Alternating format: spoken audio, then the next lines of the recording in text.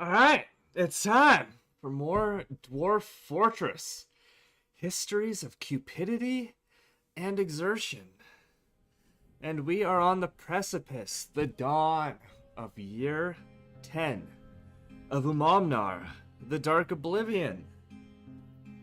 And the plans are fairly simple for this stream. We're going to expand the fortress. We're going to try and make our dwarves happier, increase the quality of life across the fortress, make more clothes, more bracelets, more rings, more crowns, just more drip for all the dwarves to just dress themselves up and look nice. You know, build the fortress out, make it bigger, you know, make it a little more homely and livable. You know, we really don't need to worry too much about outside forces attacking us. We're in a pretty serene, wondrous location. So, you know, it's really just about building and ultimately not flooding the fortress with the waterfall that, you know, hangs over our heads and the river that's right beside the fortress.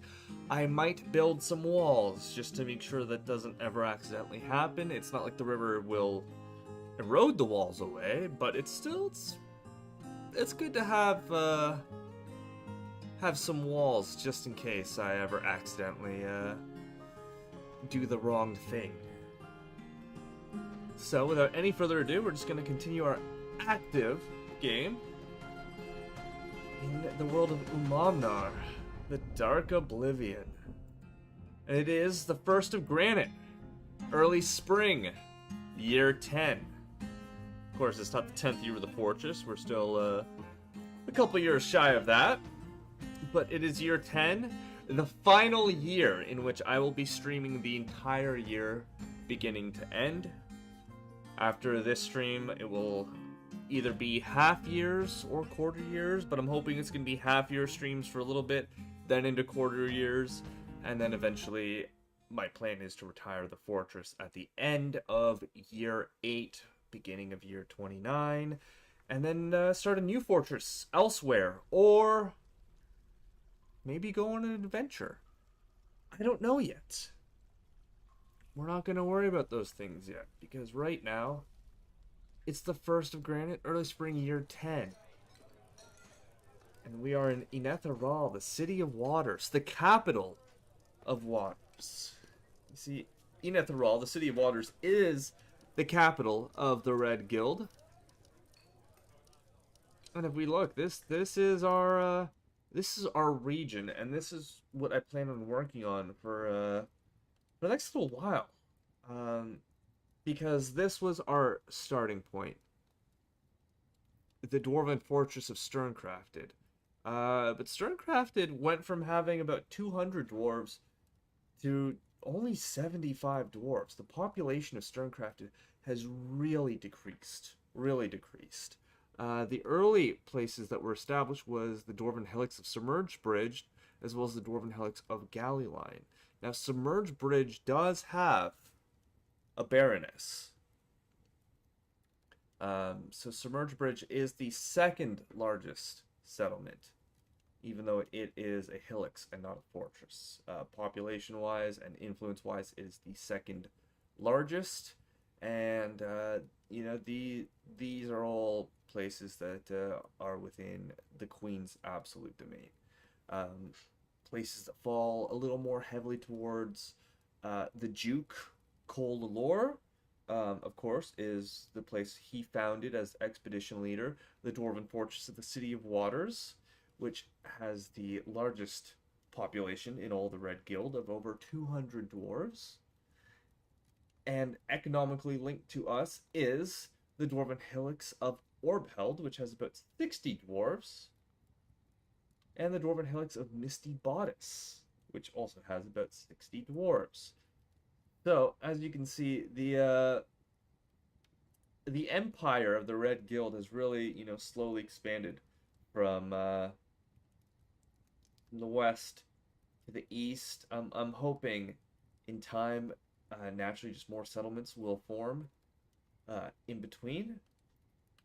Um, it's very possible I might start a small settlement in between those if nothing pops up around this lake in the center, the Indigo Waters. If nothing shows up around the Indigo Waters, I might do something. Um, the Waters of Puke. We don't really have much going on. I do believe the Helix of Galley line do connect to the Waters of Puke, but are not uh, really on them too heavily.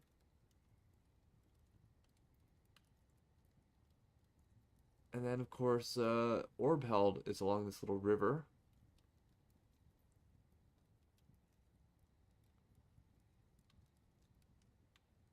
But yeah, it'd be nice to have some sort of presence along the Indigo Waters.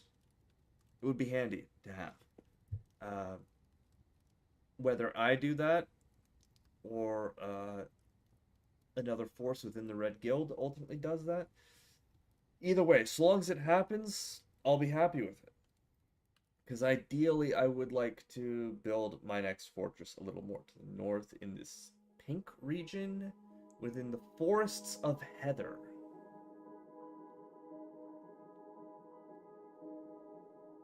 There's this small little region right here called the Suicidal Lakes. Any artifacts? Nothing of necessity. Let's look at civilizations.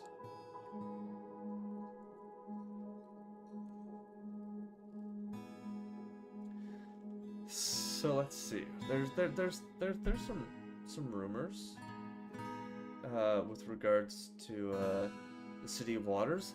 In the Midsummer of 8, it is the mountain home, was known to be in the Library of Rock in the City of Waters. In the late summer of 8, it is the mountain home, was known to be the Library of Rock in the City of Waters. Yep, you just repeated that twice. In the early spring of 9, the combat of beaks was known to be in the geared craft in the City of Waters. In the midwinter of 9, the triangular dabbler was known to be in the cooperative clasp in the City of Waters. In the late winter of 9, We See Winds was known to be in the Library of Rock in the City of Waters. Is that a new piece of literature that we have? It's new literature. We have fresh literature. I did not see that. I did not see that previously last night. That must have been done at the very tail end of year 9. So let's read. We See Winds. This is a finely crafted Knopf choir. Written on the item is a novel entitled We See Winds, authored by Sigun Onolgeth. The work has no particular subject. The writing gets off track from time to time, yet it is reasonably serious. Overall, the prose is not awful, but not very good either. We're going to bind books. Let me look at my library real quick. I want to make sure we are well supplied to make copies. Looks like we're fairly well supplied. This is good.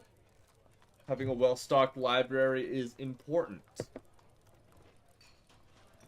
Let's look at our military real quick. I want to look at the Hammers of Guilds because they're all constant training right now, and they are my Fortress Guard. I just want to make sure. I did remove Destot because he is weak and has low stamina.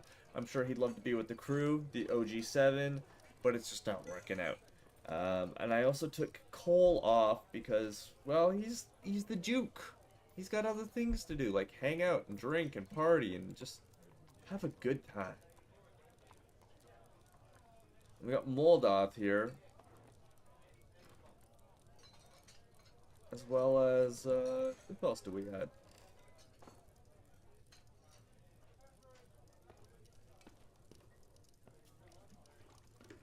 Is it Eton? I think Moldoth and Eton.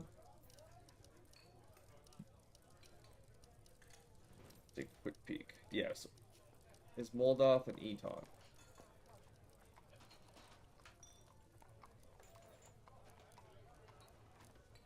I mean, you guys could pray to Barrows. Have a church. Not just a church, but a temple complex with a large amount of performers. So, we're going to expand the fortress a little bit.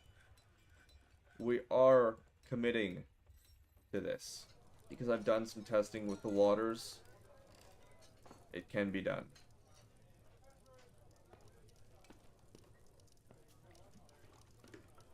So we're going to carve all of that out. I'm going to have to reinstigate mining a couple times because, yeah, they will cancel mining because of the water, but that's okay. No, don't do that. The wet season has arrived. Spring's arrived on the calendar. It's first of granite.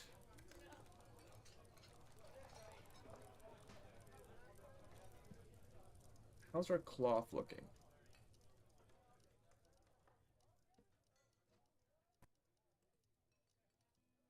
Okay, so I got some silk.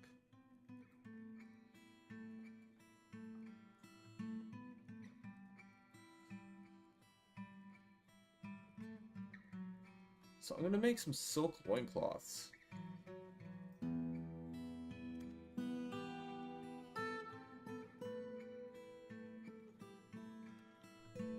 Like if you're gonna have anything made out of silk, would you not want it to be your loincloths? No, let's do 40. And if we look at pigtail, a lot of pigtail cloth. So we're gonna make some socks, some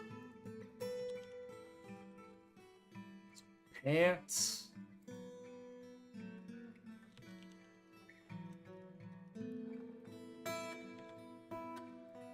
some vests, some dresses, some robes, some cloaks, some hoods. And we'll make some leather hats.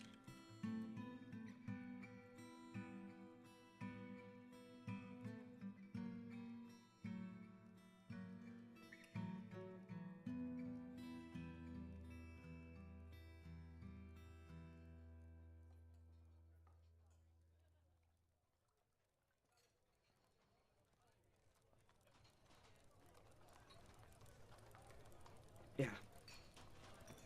Yeah, I think that's a good start.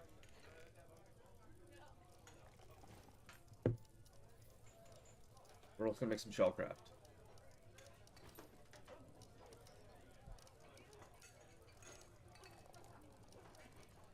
Wait. I want crafts I can actually sell this year.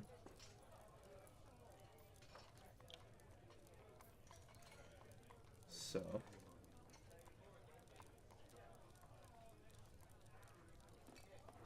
amulets.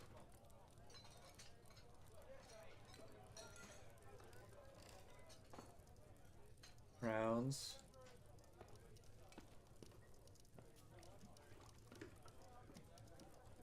Earrings. And rings.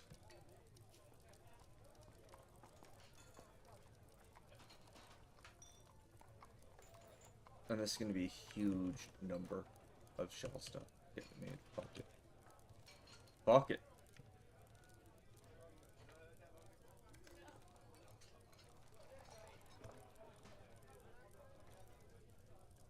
We're crafting. What's going on? Moldoth's having a fucking tantrum. Oh, great. Moldoth's getting into fights. Meanwhile, we got a big party going on at the pub.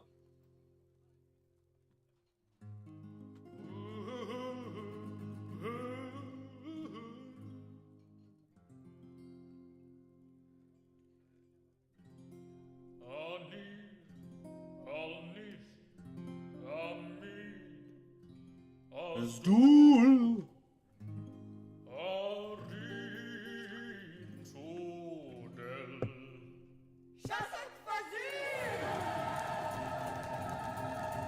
Woo!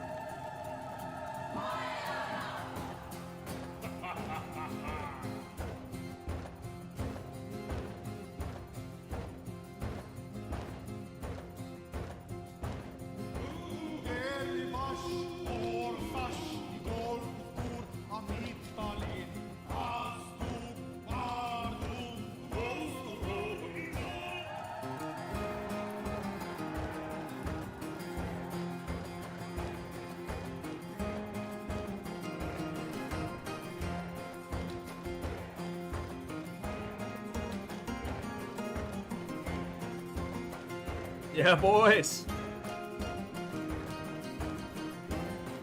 Moldov, you need to calm your shit, boy.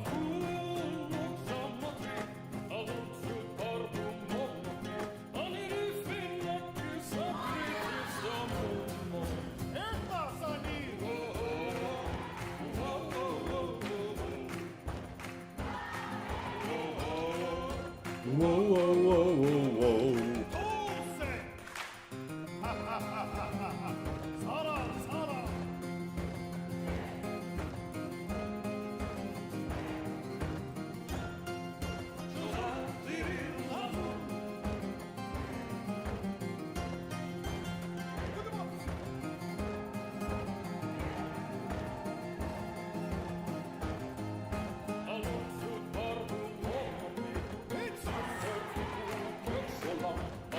What happened?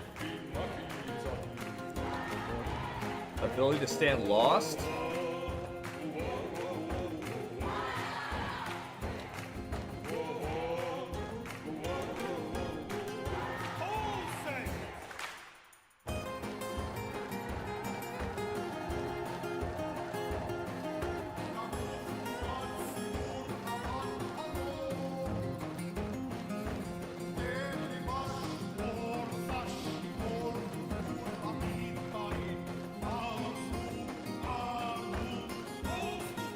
Kogan and Moldov.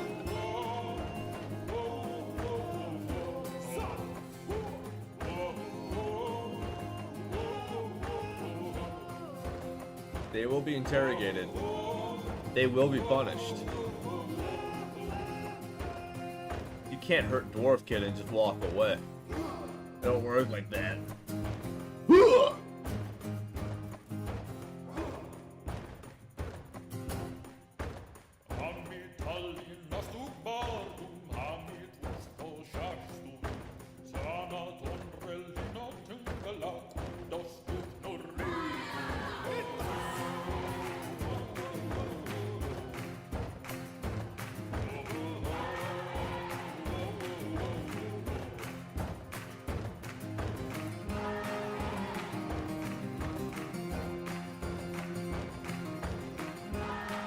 Why is there cow skin there?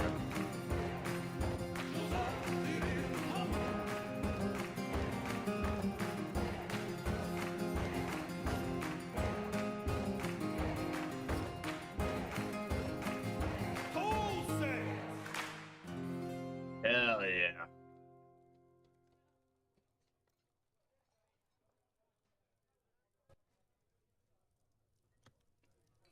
All right, the well is dry. Now it's time for another water thing. We're going to dig a channel from the river to the well. And we're also going to dig a channel here in the brook, the Joyous Brook, as it is more commonly known.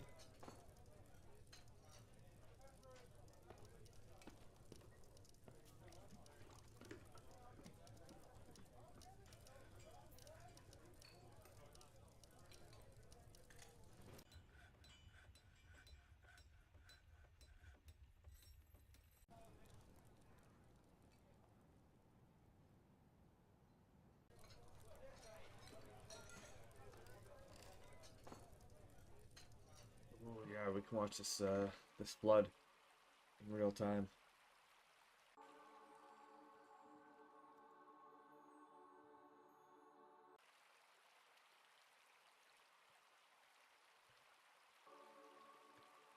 Look at that. Look at that.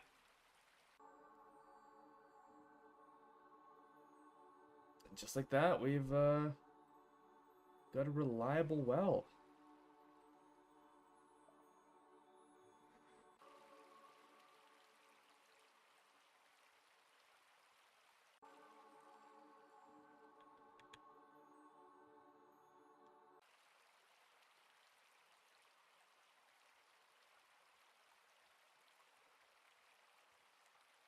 And just to make sure no one accidentally slips down into that space, we're gonna put a floor there.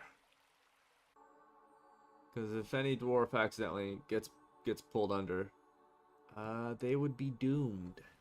Absolutely doomed. No way out. No chance. And over here we have our unusable sandstone downward slope, but no, there is use. There is much use. Because we are going to build the most extravagant well in the fortress. With silver blocks, a silver bucket, very, very masterfully crafted silver bucket, a very masterfully crafted silver chain, and an artifact, Odam Shidamal. It's going to be the well.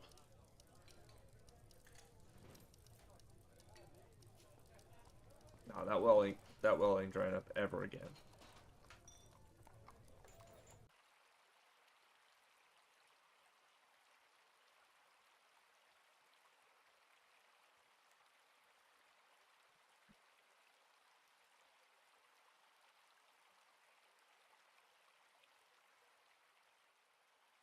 Logan's throwing a tantrum, eh?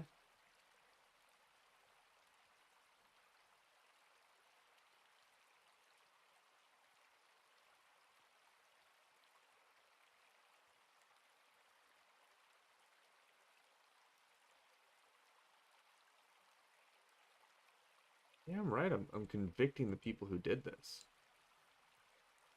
I know they fucking did it.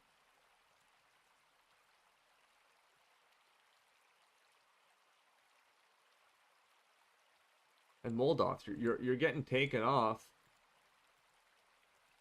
of the guard.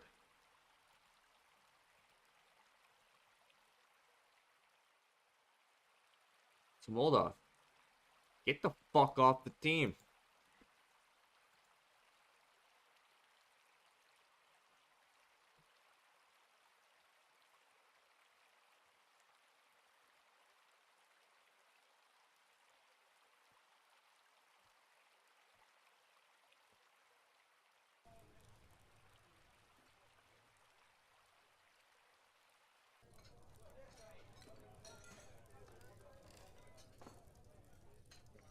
Engrave those. Won't look all pretty. Get the South Fortress started.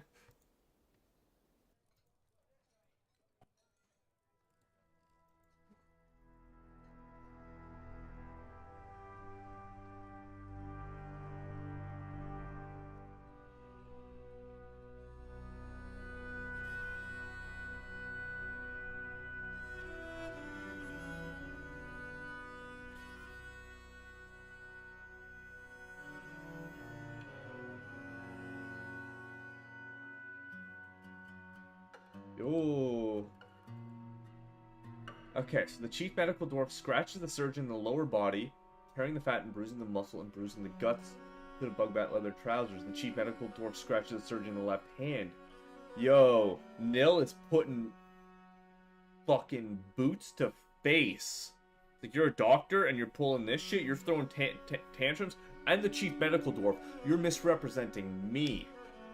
So she twists the left wrist. The chief medical dwarf punches the surgeon in the left foot with her left hand.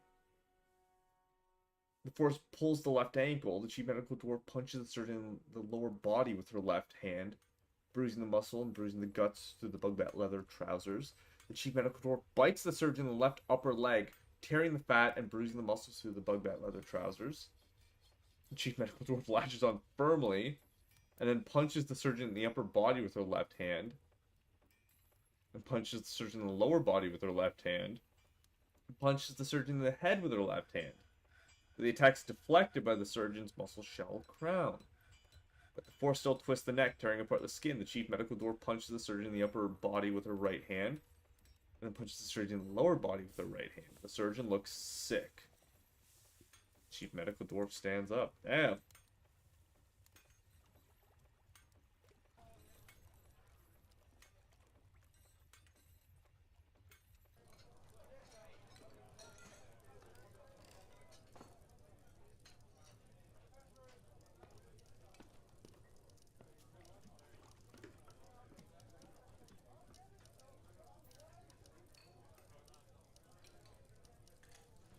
You don't get to rest. Kick your fucking guts up, Kogan. I don't care. That's not true.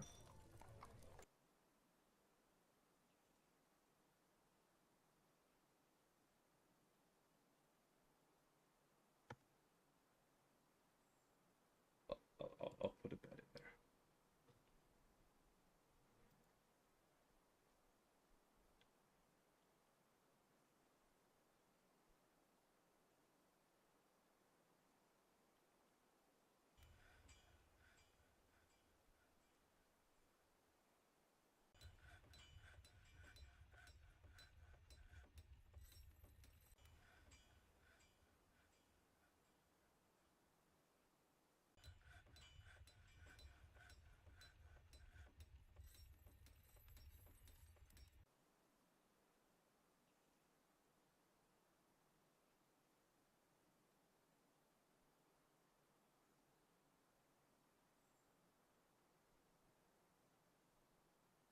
Basic move, bitch.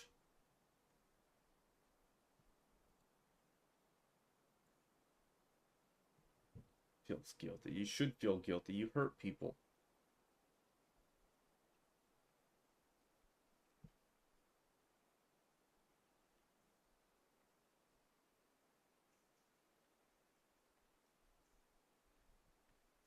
What's going on with Moldoth, though?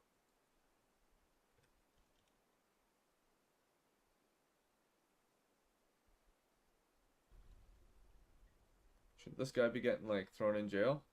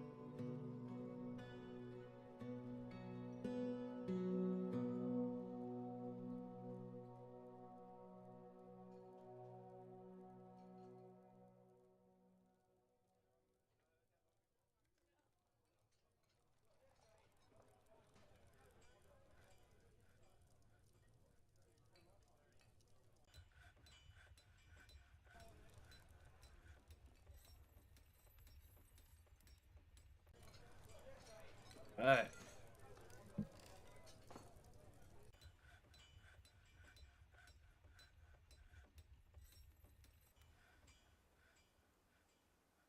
I know she's injured, but, like, she's got to do her time.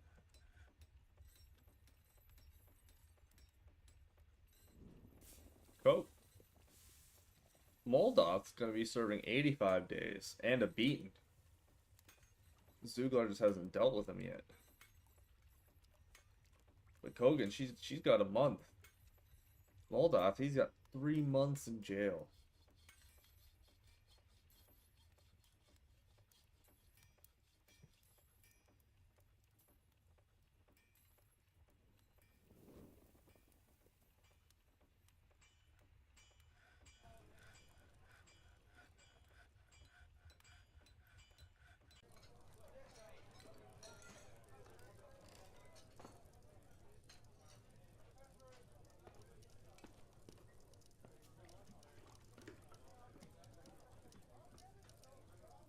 Zuglar wants that iron drip. The hammer, the shield, breastplate, mail shirt. She just needs leggings and greaves. That's really all she's lacking. Oh, look at that Moldow throwing another fucking tantrum. Yes. Yes. Beat his fucking ass.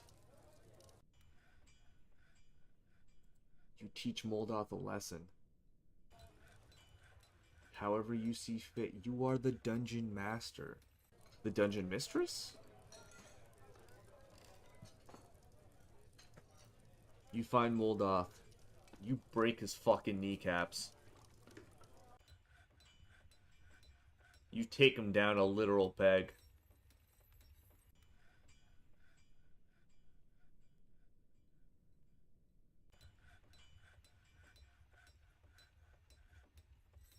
She's looking for that man. She's looking. I wonder where he is.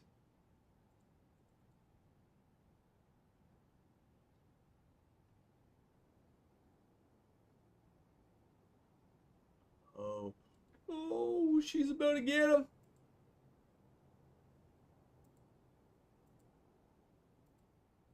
That's not Moldoth. That's Moldoth. Oh, shit. Dude's moments away from pain. Did he even realize?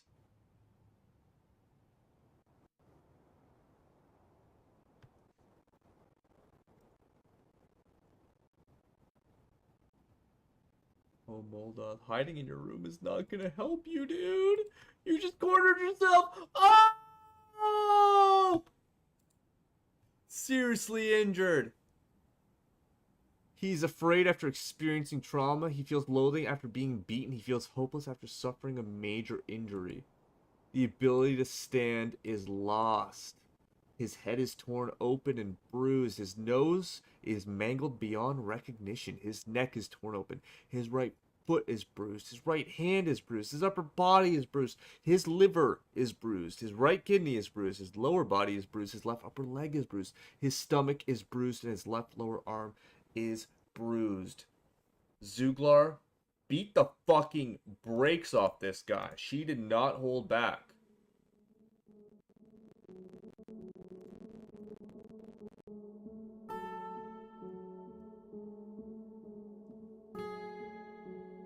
Alright. Let's read the tale of the tape. The Dungeon Master Zuglar punches the Butcher Moldoth in the upper leg with her left hand, bruising the muscles of the pigtail coat. Force twists the left hip. The Dungeon Master then punches the Butcher in the left lower arm with her right hand, bruising the bones of the pigtail coat. Force pulls the left elbow. Dungeon Master then punches the Butcher in the head with her left hand, bruising the muscle. The Force twists the neck, tearing apart the fat. The Dungeon Master then punches the Butcher in the lower body with her left hand, punches the Butcher in the upper leg with her right hand, punches the Butcher in the lower body with her left hand, and then kicks the Butcher in the nose with her left foot, and the injured part collapses into a lump of gore, literal boots to face. The Force pulls the head, tearing apart the skin and bruising the fat. The Dungeon Master punches the Butcher in the right foot with her hand, bruising the bones of the pigtail shoe. The Force pulls the right ankle, tearing apart the muscle and tearing apart the muscle. The Dungeon Master punches the Butcher in the right hand with her left hand. The Dungeon Master then punches the Butcher in the upper body with her left hand, bruising the muscle and bruising the liver through the pigtail coat. So, yeah, she beat the fuck out of him and didn't just break his nose, she obliterated his nose.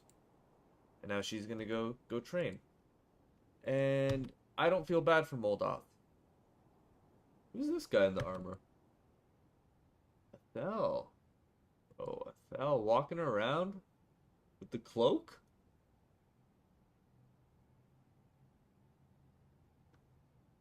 Why does the cloak look so armored up and drippy? Oh, is it the gauntlets and the cloak? Oh no, he's got the breastplate too.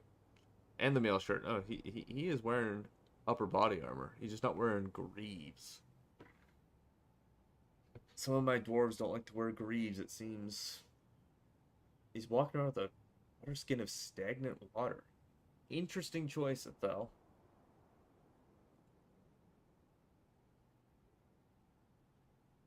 Let me read about Ethel a little quick. He has an amazing memory and a very good sense of the position of his own body, but he has a questionable spatial sense and little linguistic ability.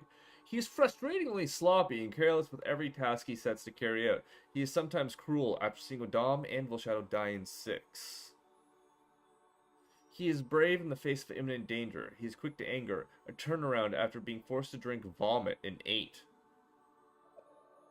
Who made you drink vomit in 8? There's no point in time where you were forced to drink vomit because there's nothing else, dude. You drank that, either someone made you, or you did that of your own accord.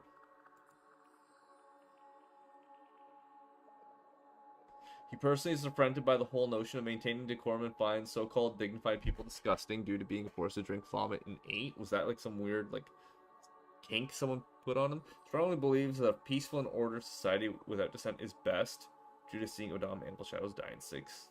Believes that war is preferable to peace in general, sees perseverance in the face of adversity as bullheaded and foolish, and finds leisure time wasteful. He dreams of mastering a skill. Okay. Moldoth, you banged up.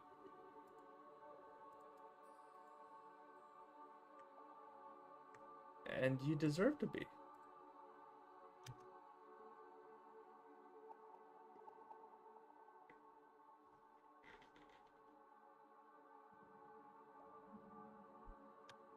Are you helping him? Nope. Stood in front of him, watched him, and then just walked away.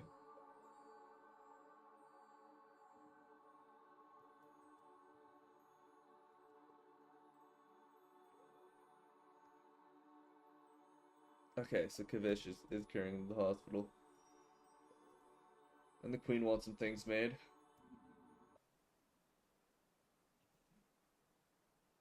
What does she want? Bracelets and bolts. Easy.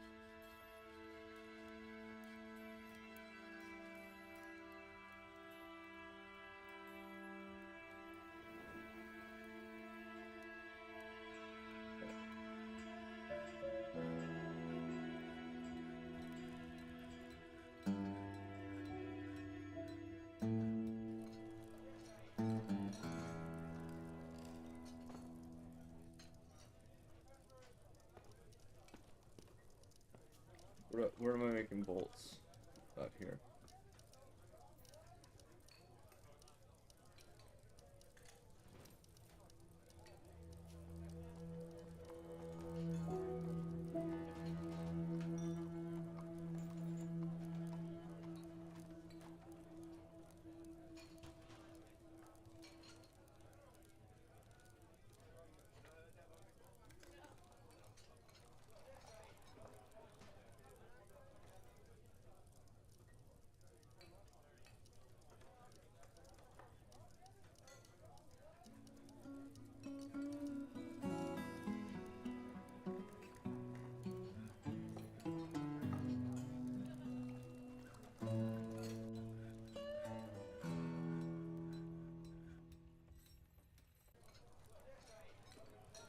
Who made people drink vomit?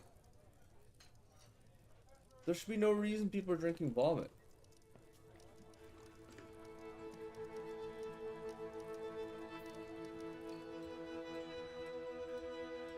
Like, I've got so much alcohol.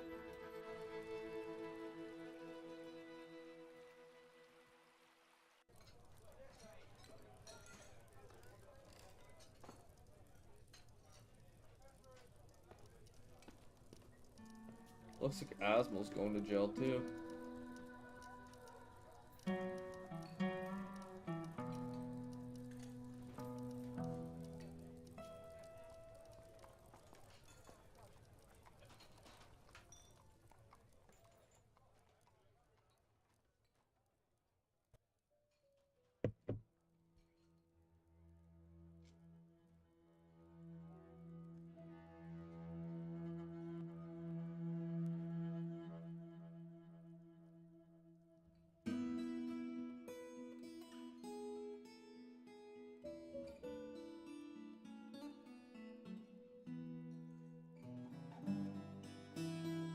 So I want to look at my original 7 dwarfs, since we're into year 10.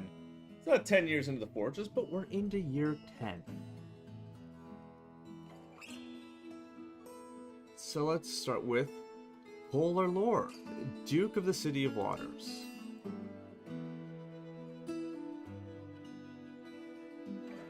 So, he is bashful, a strengthening after wearing tattered clothing in 7. He presents himself modestly and frowns on any flashy accoutrements. He is very comfortable around others that are different from himself. He has little interest in joking around. He does not easily fall in love and rarely develops positive sentiments.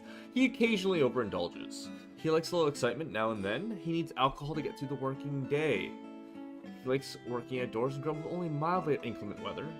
He doesn't really care about anything anymore.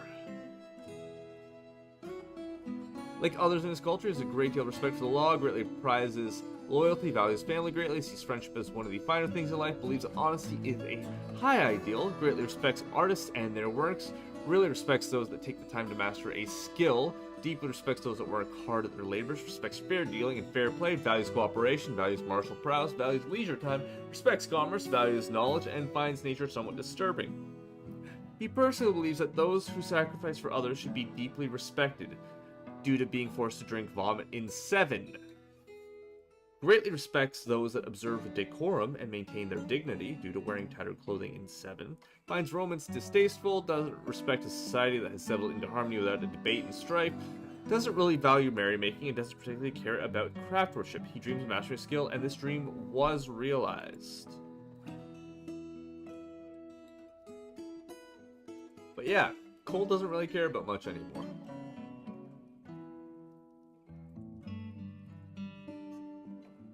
Now if we look at the Stott,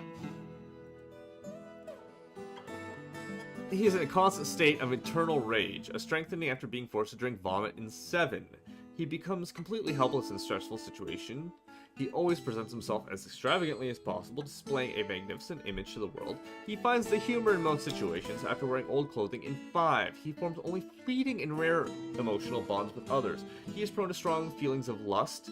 He is generally unhindered by the thoughts of others concerning his actions after wearing tattered clothing in 7. He has a tendency to consider ideas and abstractions over practical applications. He isn't given to flights of fancy. He could be considered rude. He doesn't focus on material goods. He finds helping others emotionally rewarding. He isn't particularly ambitious. He is often cheerful. He is very humble. He does not have a great aesthetic sensitivity. And he needs to get alcohol through the working day. He also doesn't really care about anything anymore. He personally views tranquility as one of the highest ideals due to experienced trauma in 6, has the highest regard for loyalty, a strengthening after a long-dead corpse was convicted of a crime in 7, would have the world operate in complete harmony without the least bit of strife or disorder due to suffering a major injury in 6, sees the whole pursuit of art as silly, finds leisure time wasteful, sees introspection as important, finds friendship burdensome, and doesn't particularly respect commerce. He dreams of crafting a masterwork someday.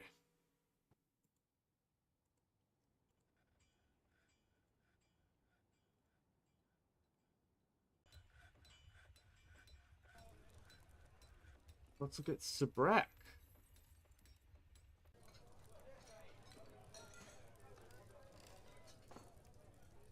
He relies on the advice of others during decision making. He very rarely develops negative feelings towards things. He's easily moved to mercy. He is very quick to anger after a long dead corpse was convicted of a crime in 7. He is quite comfortable with others that have a different appearance or culture. He lives a fast-paced life.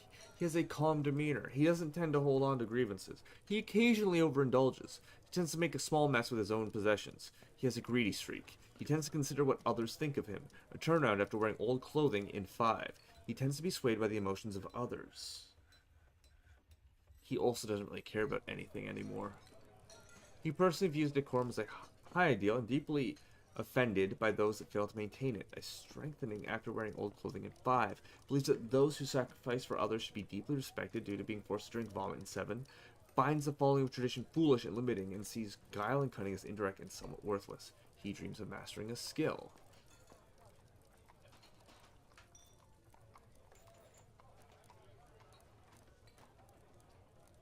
Let's look at Zuglar. Zuglar is obsessed with order and structure in her own life, with everything kept in its proper place after being forced to drink vomit in 7. She is shameless, absolutely unfazed by the thoughts of others after wearing old clothing in 5. She is often sad and dejected. She has very calm demeanor after a long-dead corpse was convicted of a crime in 7. She is swayed by emotional appeals. She is made deeply uncomfortable by differences in culture or appearance. She doesn't try to get things done perfectly. She has a noticeable lack of perseverance. She likes a little excitement now and then. She isn't given to flights of fancy. She is assertive. She can handle stress. She really doesn't care about anything anymore. She personally finds the acquisition and use of power abhorrent and would have all masters toppled due to a long-dead corpse was convicted of crime in 7. Sees those that attempt to maintain dignified and proper behavior as vain and offensive due to wearing tattered clothing in 7.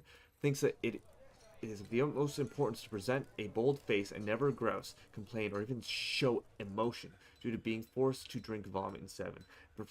And prefers a noisy, bustling life to boring days without activity. She dreams of raising a family.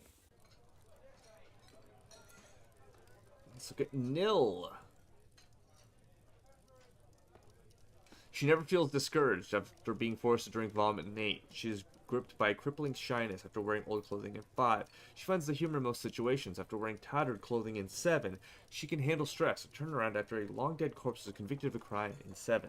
She enjoys the company of others. She isn't particularly curious about the world. She doesn't often experience strong cravings or urges. She's quite ambitious. She tends to assume the worst of 2 outcomes will be the one that comes to pass. She is brave in the face of imminent danger. She is rarely happy or enthusiastic. And she's conflicted by this, as she values parties and merrymaking in the abstract. She really doesn't care about anything anymore. She personally holds fairness as one of the highest ideals and despises cheating of any kind, as strengthening after a long-dead corpse was convicted of a crime in 7. Sees family as one of the most important things in life, a strengthening after a new romance in 2. Sees the pursuit of good craftsmanship as a total waste, values decorum, dignity, and proper behavior due to being forced to drink vomit in 8, views loyalty unfavorably, dislikes cooperation, believes it is important to conceal emotions and refrain from complaining, and sees sacrifice as wasteful and foolish due to experiencing trauma in 6. She dreams of raising a family.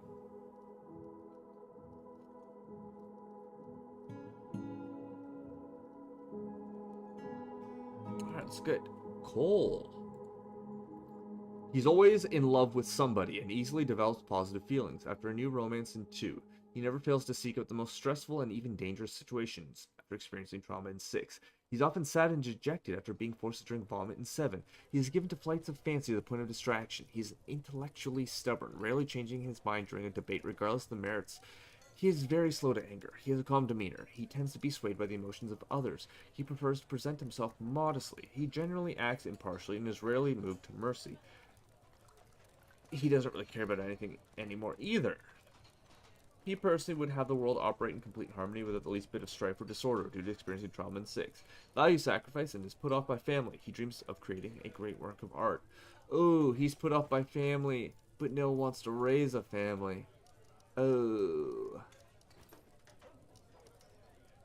Alright, well lastly we'll look at Olan, Captain of the Guard. She is greatly pleased by her own looks and accomplishments. She is very quick to anger after a long-dead corpse was convicted of crime in 7. She is often nervous after the scarcity of cages and chains in 8. She has an active imagination. She often feels lustful. She tends to share her own experiences and thoughts with others, and she struggles against this tendency as she finds such open expression offensive. She tends to form only tenuous emotional bonds with others. She tends to avoid crowds. She doesn't mind wearing something special now and again.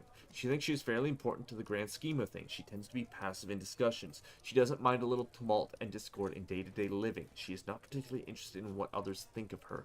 She isn't particularly curious about the world. She has a greedy streak. When she is nervous, she clicks her tongue. She doesn't really care about anything anymore. She personally finds those that deny their impulses somewhat stiff, sees sacrifices wasteful and foolish, finds maintaining decorum silly, fumbling wasted time due to wearing old clothing, and 5. Believes it is important to conceal emotions and refrain from complaining due to the scarcity of cages and chains, and 8. And doesn't particularly value loyalty. She dreams of raising a family.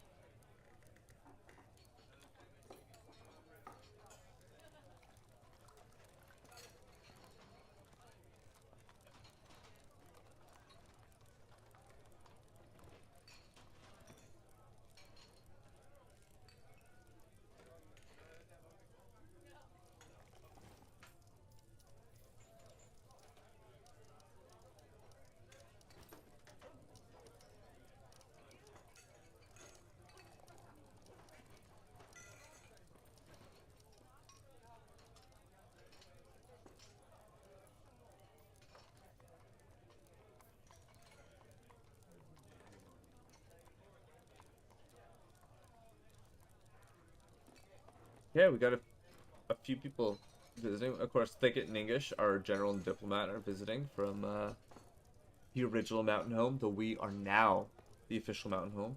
But also, Ibid, the human bard, is visiting. Kola Lord, Duke of the City of Waters, has ended a mandate, as well as Izum Udistrogoth, the queen, has ended a mandate. And Cole has mandated the construction of certain goods. And,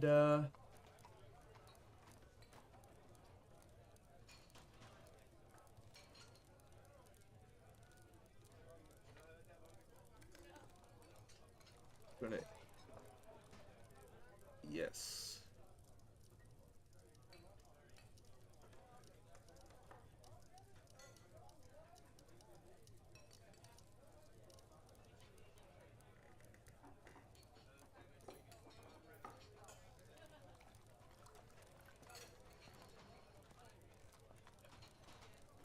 So we'll convict Asmal.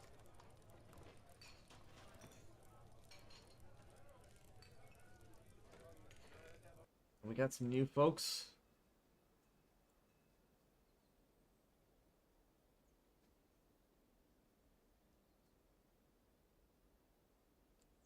Oh, decent amount.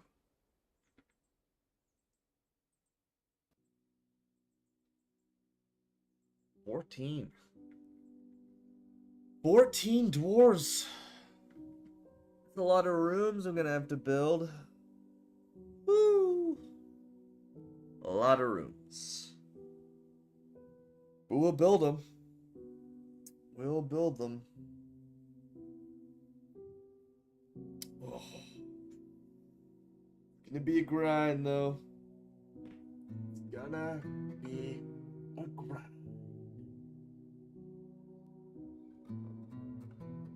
Because I'm pretty sure I'm lacking enough rooms as is. Places.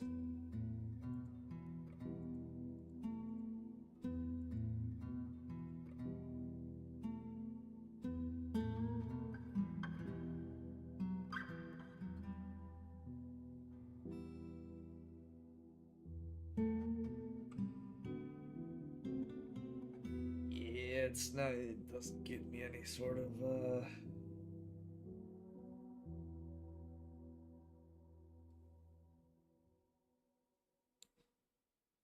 indication as to how many bedrooms I actually have, unfortunately.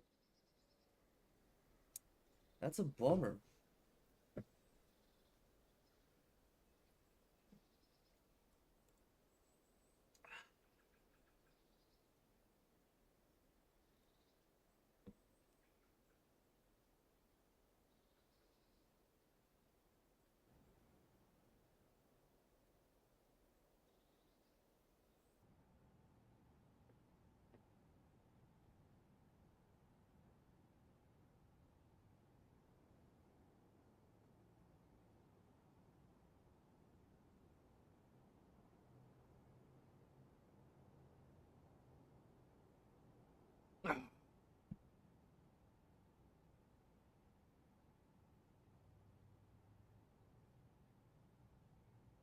we're gonna look at these fresh dwarves who've shown up. Another thing I want to do, real quick, since it's been carved out, I'm going to smooth this region out. And hopefully if it gets smoothed out in time, I can engrave it. And if it gets engraved in time, I can set up my metalsmith guild without failing that objective. Because that is, yeah, that is far outstanding. I told the Crystalline Guild that I'd set that shit up back in year 9. It's been 8.5 months on the dot.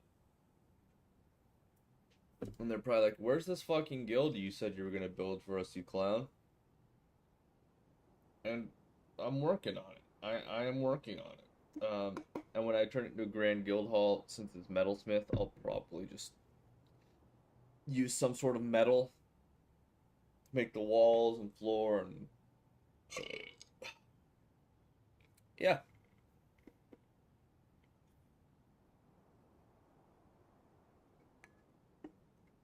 So if I get more artifacts, it's really not an issue. So let us take a quick peek at the new folks. We got Ulash. Okay. Really, I'm looking to see if I've got any like new legendary warriors, because when the queen showed up, that was huge. Legendary anything is nice.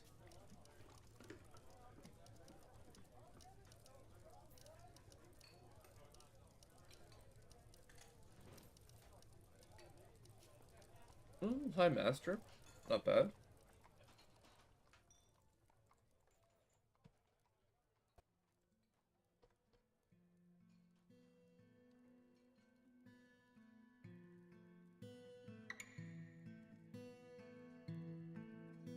Okay, ooh, High Master Clother. That's huge, actually.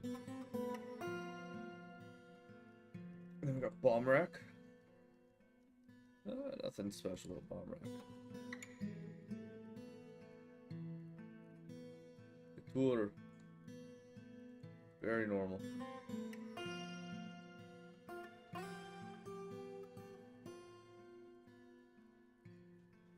Nothing to know about Unib. Unib's just there. What of Vutok? Yeah.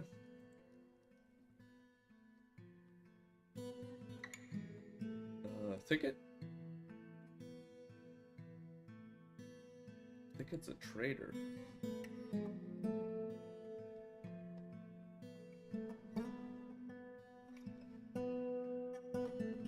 What about Carol? Nothing mind-blowing about Carol.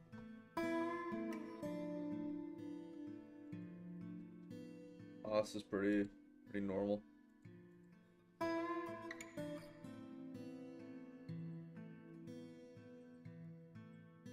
Minka. Her husband Toasted's here.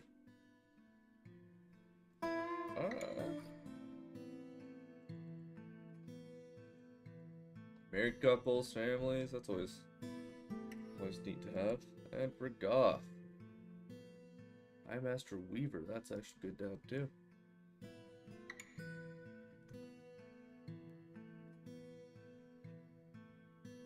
Oh, and there's another one. Doltig.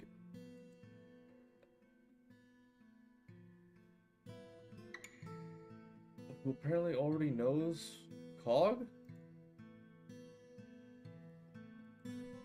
How does Stoltig already know Cog?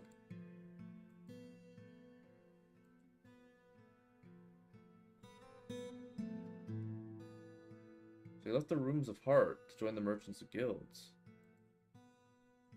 That was Cog?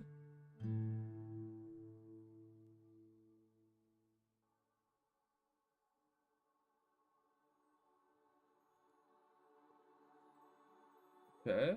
Interesting.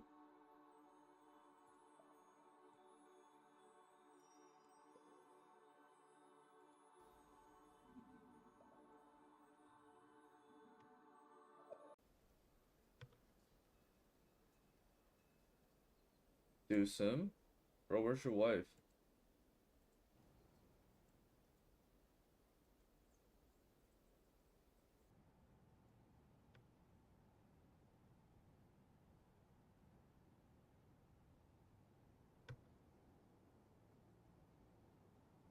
There's his wife. 250 dwarf strong. 251?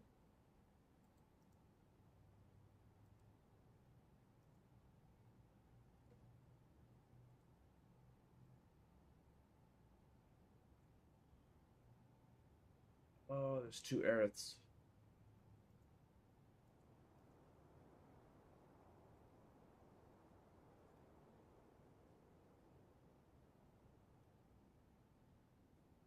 A lot of ladies showing up.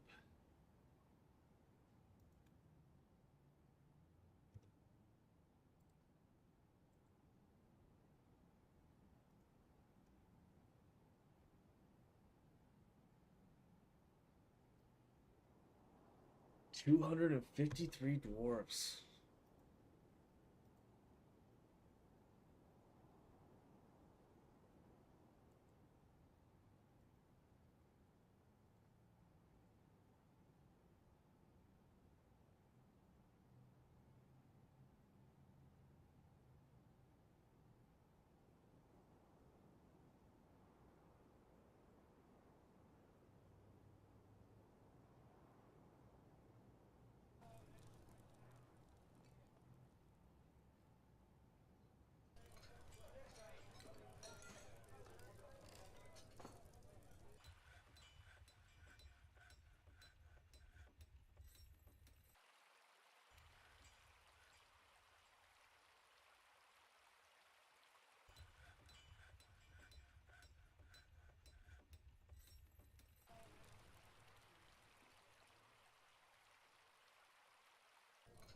Get rid of that rotting goat.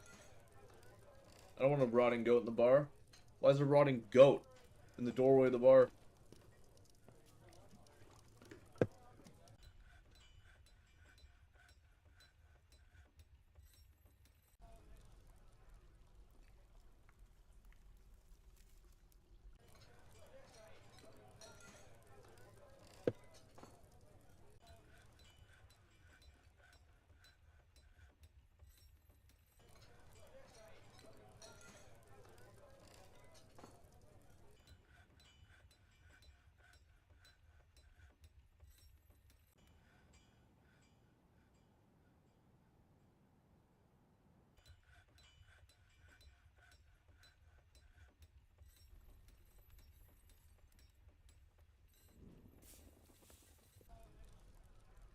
Alright, so Kogan's finally getting her stuff addressed. As well as this cheese maker.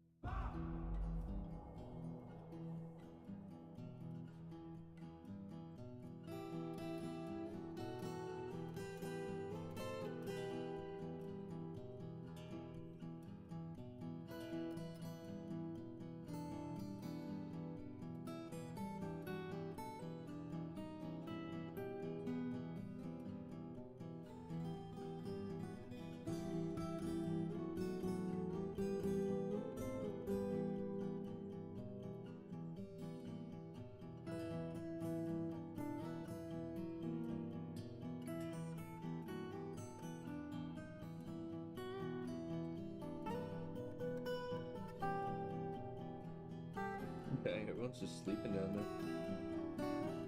Maybe they don't have beds.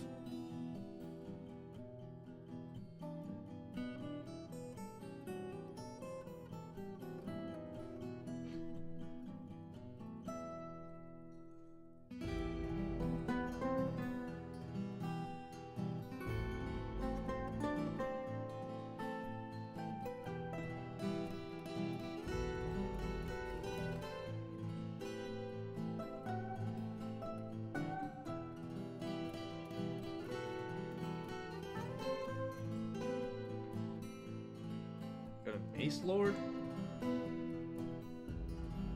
Hold on, throwing another. Dude, you're still chained up and you're throwing a tantrum.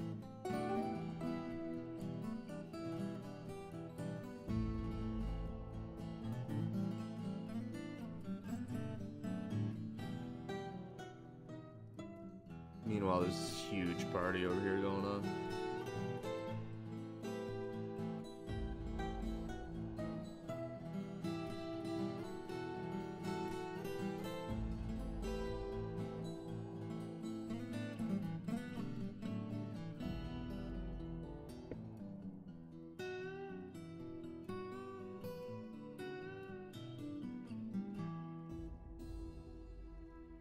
Look at my bars. I want to make some coinage.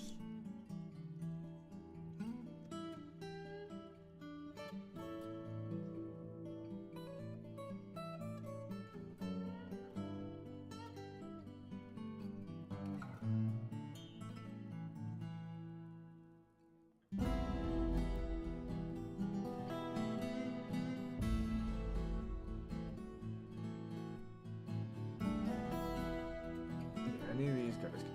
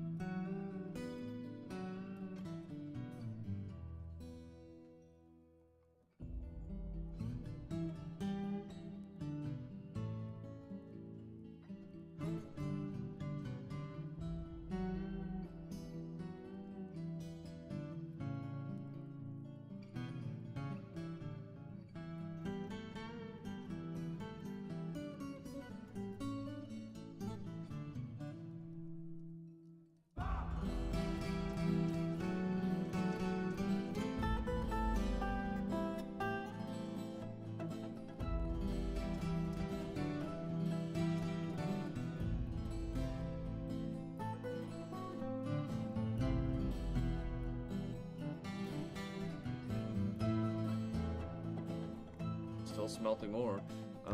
What's my charcoal look like, actually? Not good. What's my ash look like? Okay.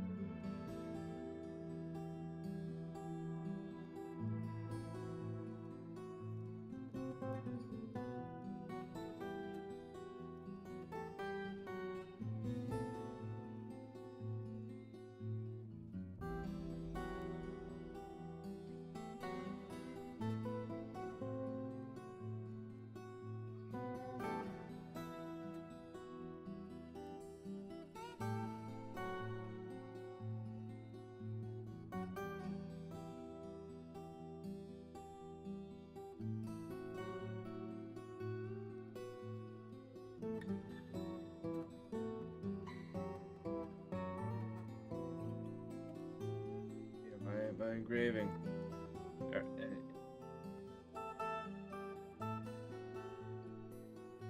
a newbie.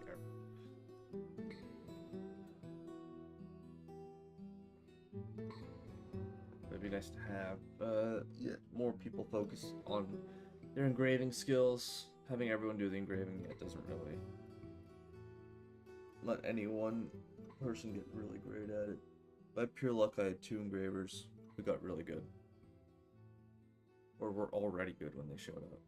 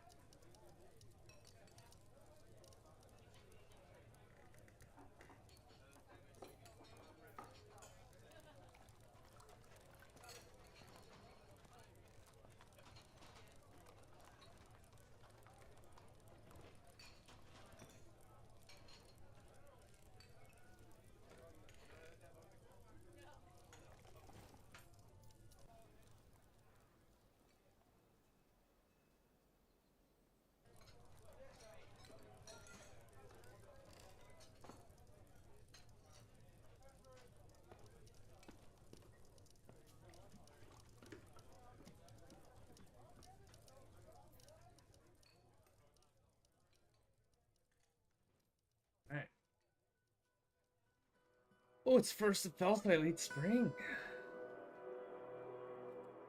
Late spring, and we're an hour and a half into this. Oh, it's gonna be a long one.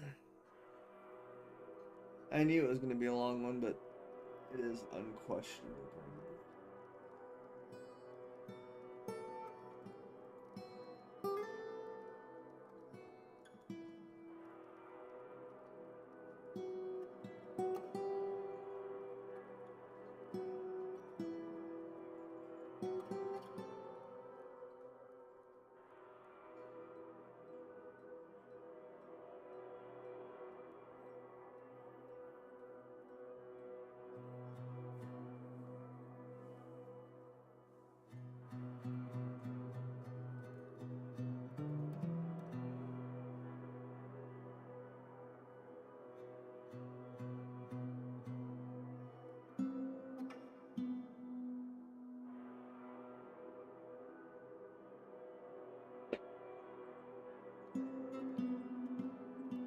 Metal workers.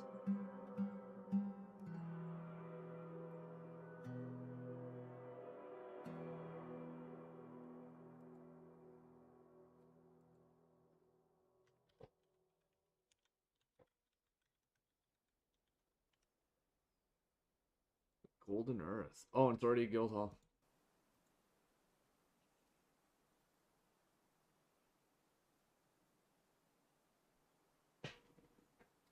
Can't even mint my coins because I don't have enough refined coal made up.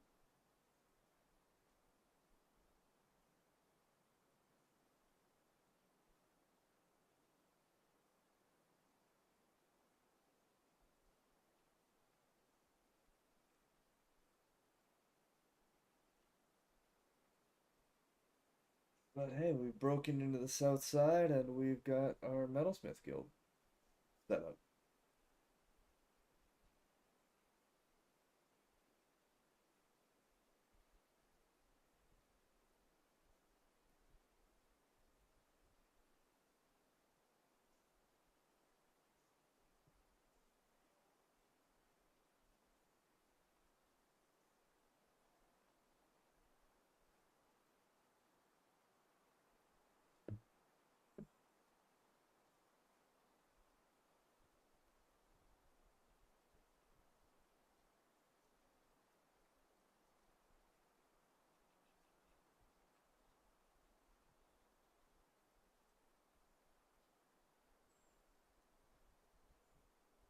You carved that.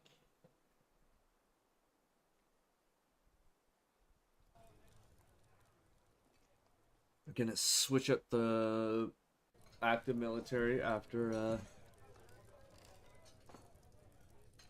this month when spring ends. Who's this guy in the robes just hanging out? Oh, he's one of the armored laws, okay. I do also just have a lot of robes, so it's not like people are being weirdos walking around with robes.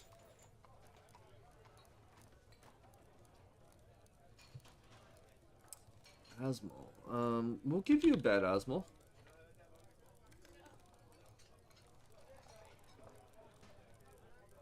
Not denying people beds, I'm just not putting them in place until like the beds are actually needed in here. And hey, having a fancy bed delivered to you while you're in prison? Come on, you can't tell me that would make you feel a little bit better.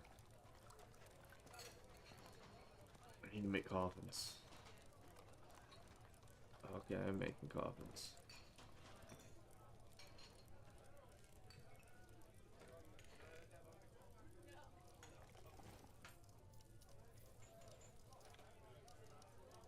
We'll get some siltstone.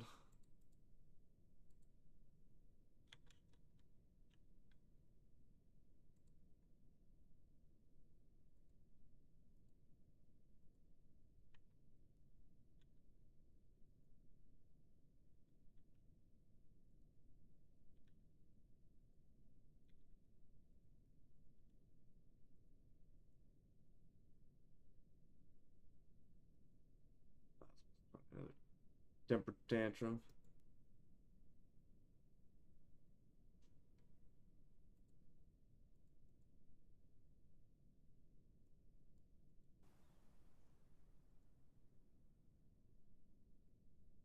Wow, people try to bring in you food and water, and you pull that fucking move on. You trying to break the bed? She's trying to break her chains.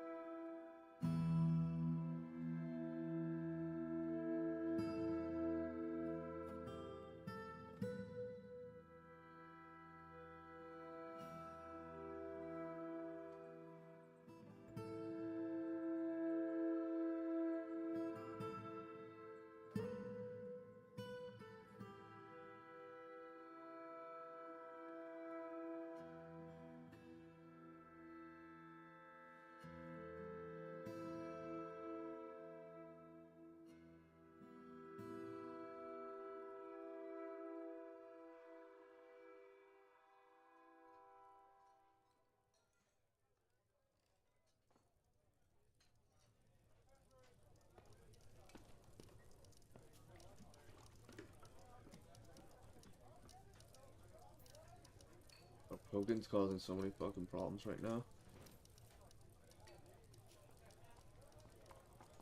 Oh, we're not interrogating Kogan. Straight to the fucking slammer for her.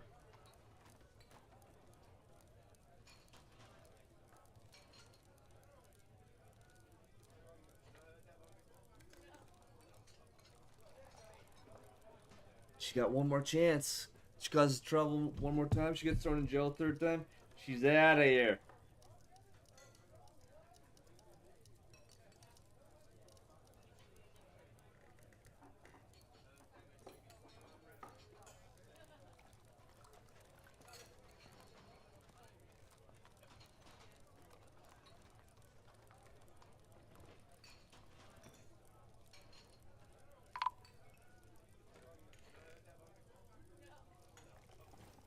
Oh.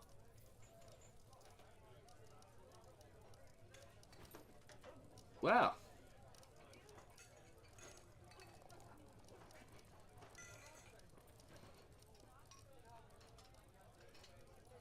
Yeah.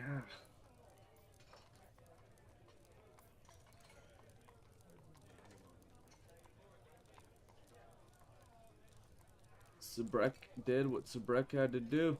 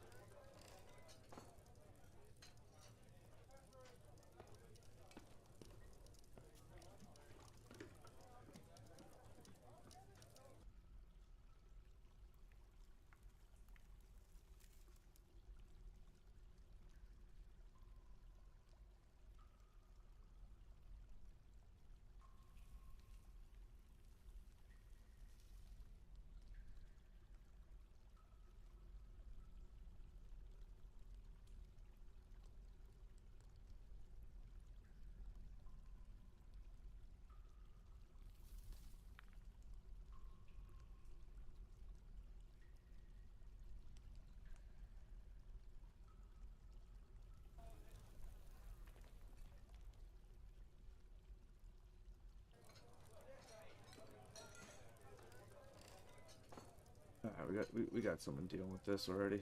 That's good.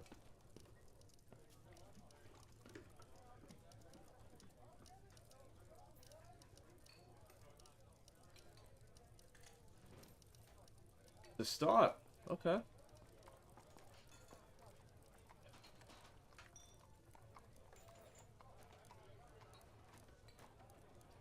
Yeah, Destot's got low stamina. He's not very strong.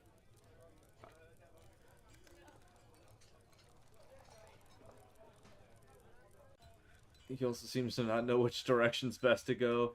Destot, you're right around the corner where no one's going up that alley. Okay, yeah, that is the most direct.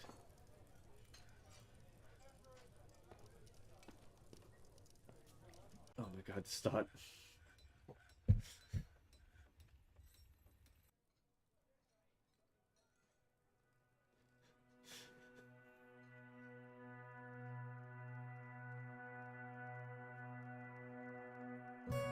Come on, you're almost at an intersection. You're almost at an intersection. No, Destot, don't go back. Keep going forward. Keep going forward. Take one step. One. Yeah, there we go. Okay.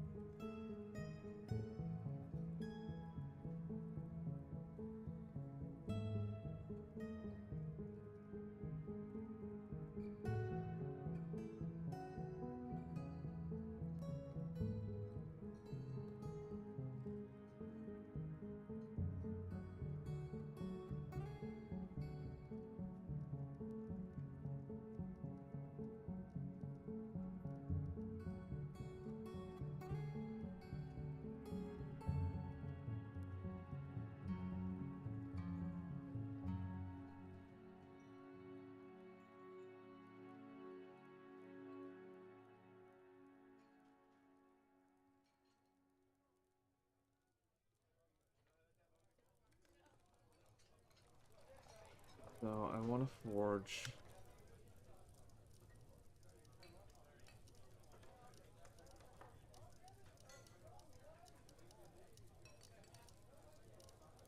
A steel anvil. I'm gonna put that in the metalsmith guild.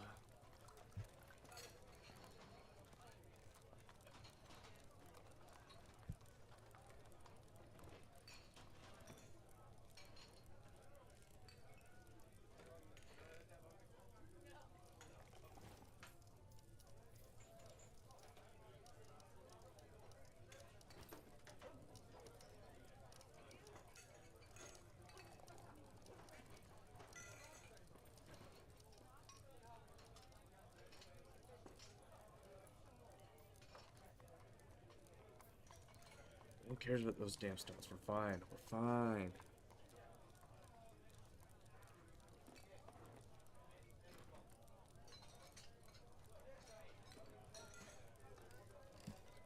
We could do some with some butchering, I think.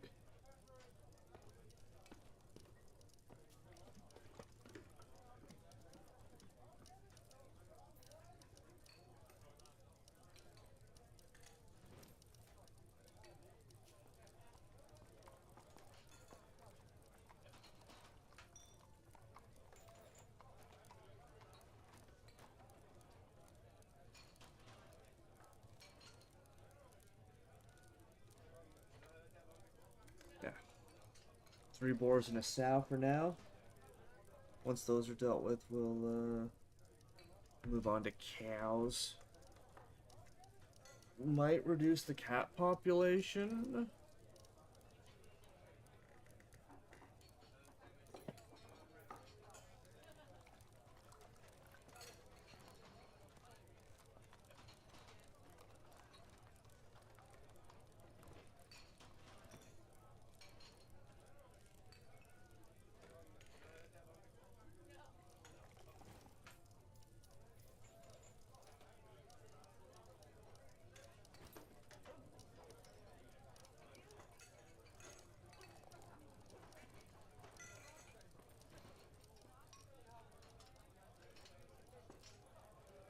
Demands are mostly being met. We do need to get a few more things done, but like, we're doing good so far.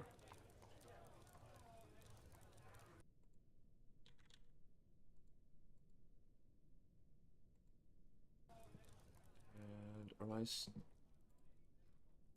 no, yeah. Yes, we're not automatically making jet blocks anymore, so that's good.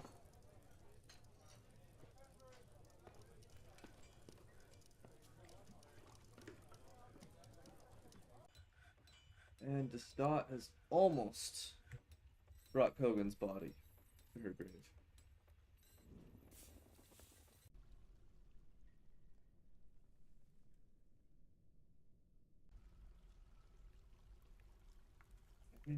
I know you want to pray to Veros, the Fatal Urns. It's almost like there's a massive church that you could be going to.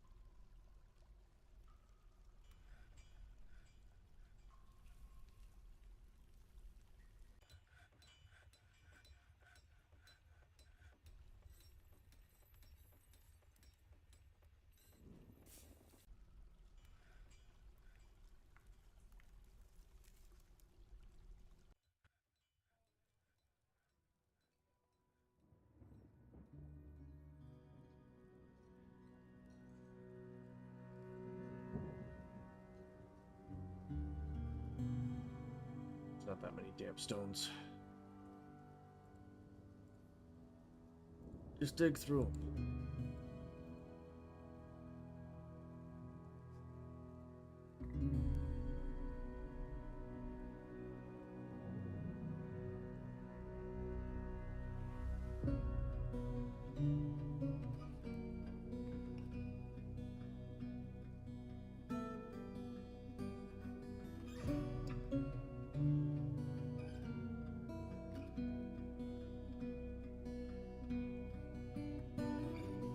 Oh.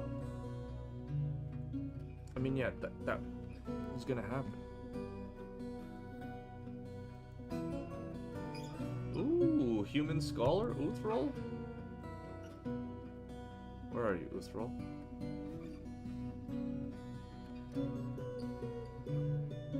Did you leave as quickly as you showed up? No, no, you're...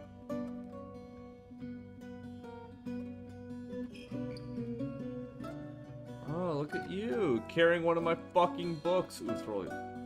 You're a fucking thief, Uthrol.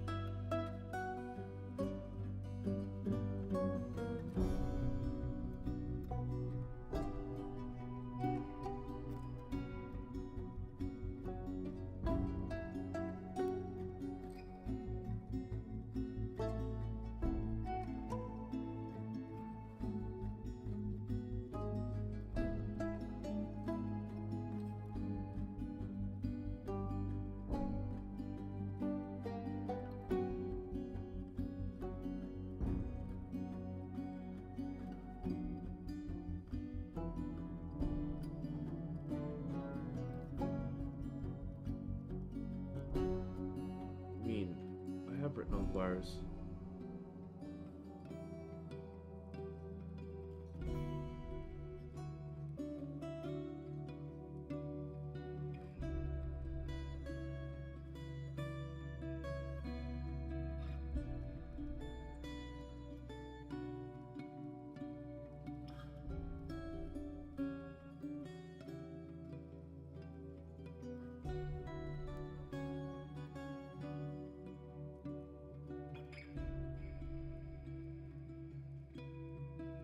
Ooh, okay.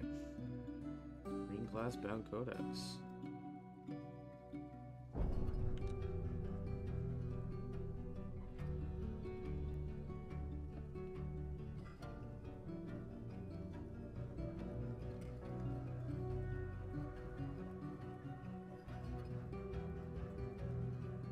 Summer's arrived on the calendar. Okay.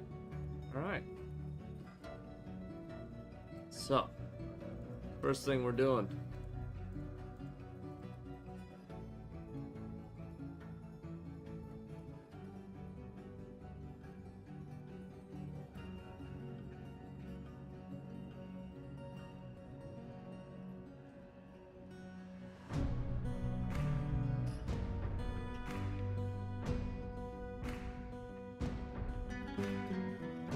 Swap those.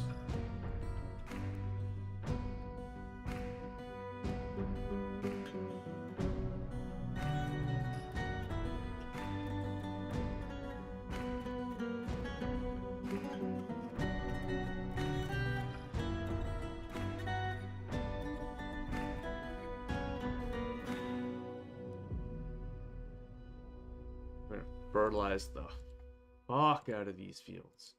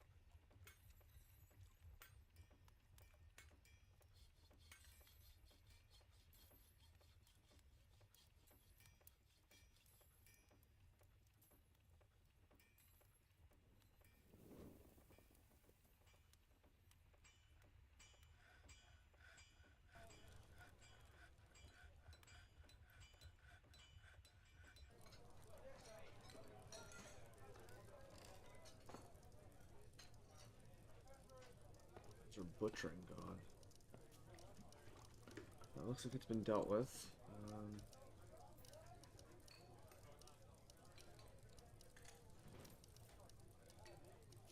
It doesn't look like we have that much for meats in the butcher shop, so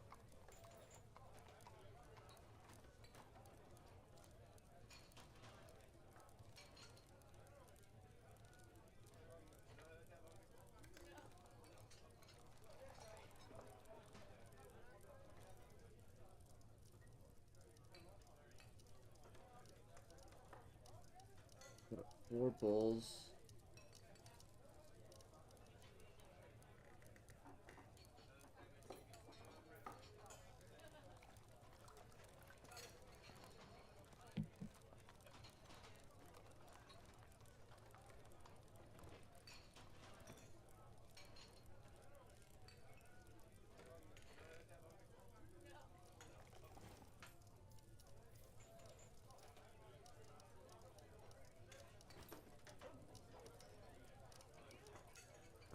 Summer's arrived on the calendar. A lot of people are switching up their jobs.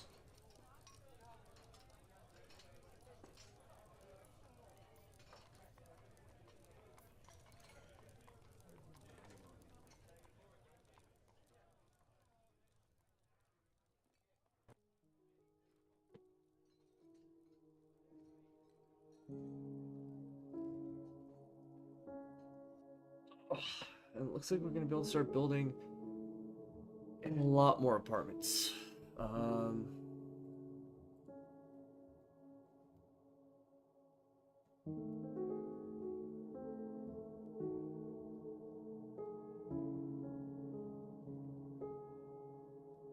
Yeah, we'll see just how far out with that we can go.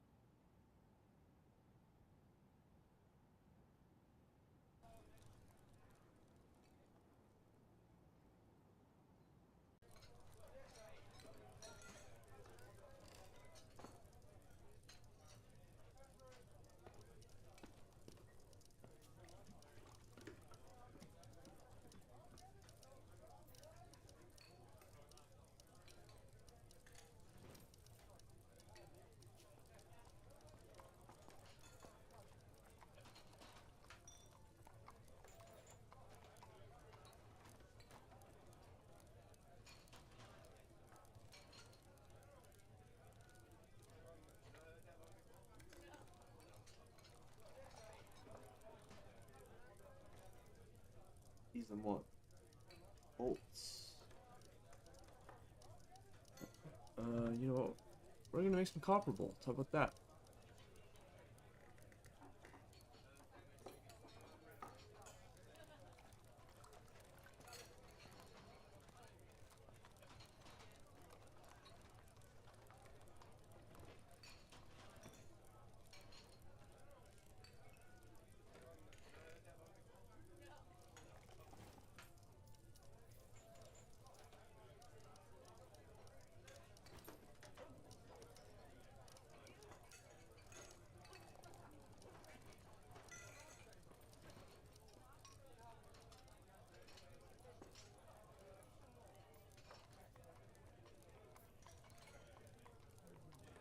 Hub's going off.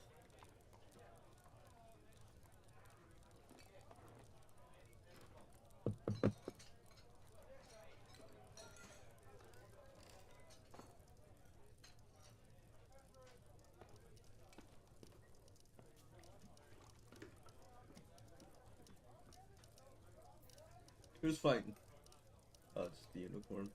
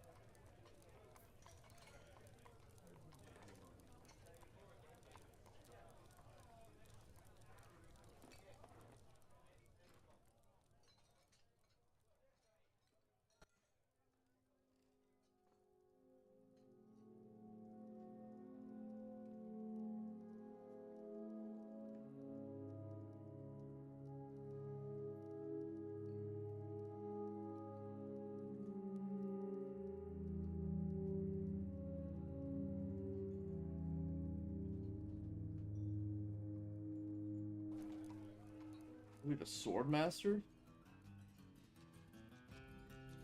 Hell yeah.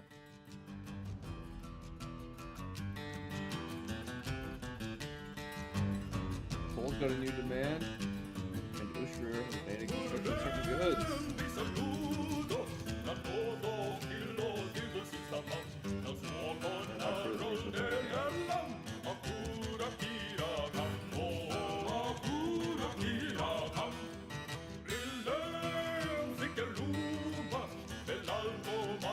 Well, listen, my dwarves, they're partying.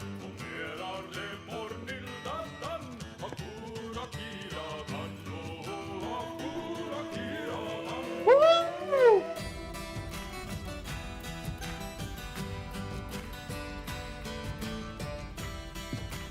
There's gonna be like 100 dudes in that bar right now just partying. I love it.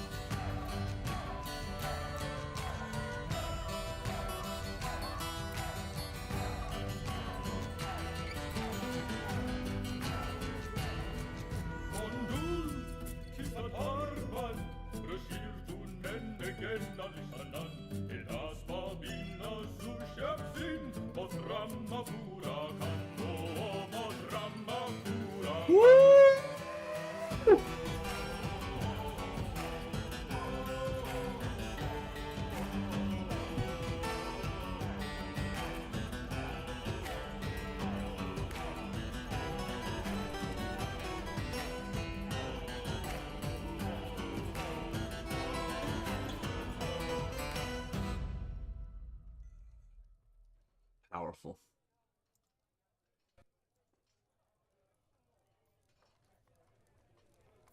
Usher's been reelected as a mayor. No surprise there.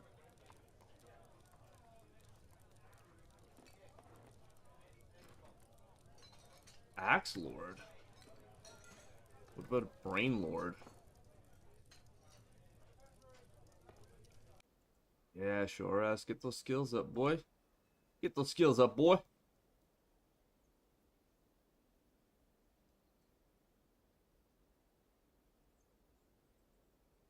Oh, yeah.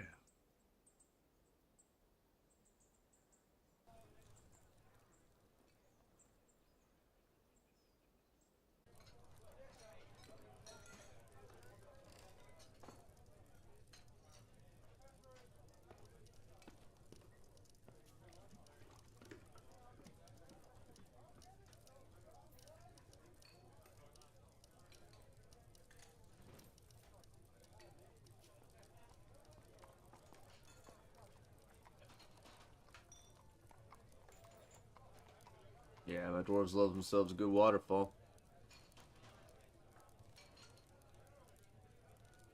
Milked animals? Yo, we're making cheese. We're making cheese. This is the first time I've ever made cheese in Dwarf Fortress. I didn't even have to think about it. I just asked them, yo, can you guys make cheese? Like, we have cheese makers. And they cheesed. They're cheesing, man. They're cheesing. They've got cheese all over the place.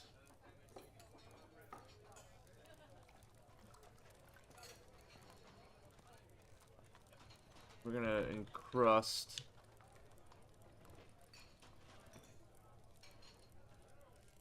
finished goods with polished stones. You know, put 5 stones in each, and we'll just restart that and do that daily.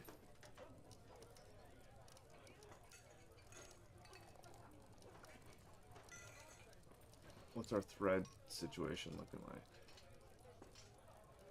Okay, so I don't think we're doing thread right now. No, we're not. Um,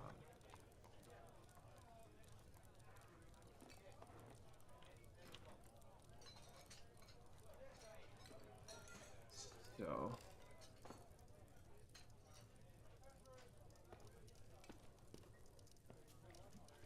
we're going to process a crazy amount of plants.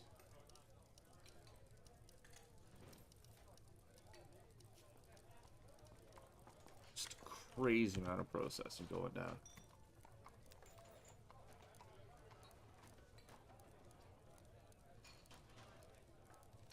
People are still partying though. They're still partying.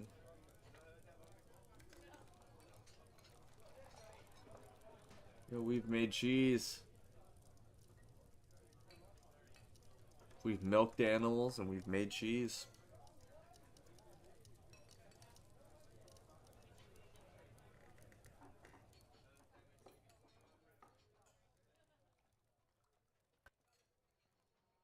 And like time's not a consistent thing in Dwarf Fortress because like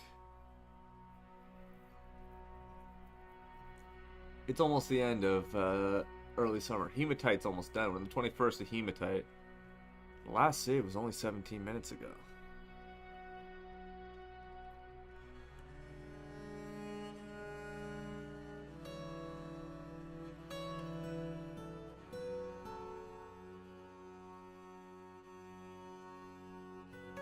What do you mean there's no ammunition? We're...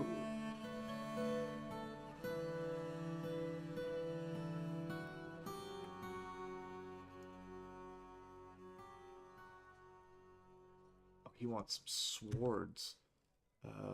Yeah, we'll make some iron swords.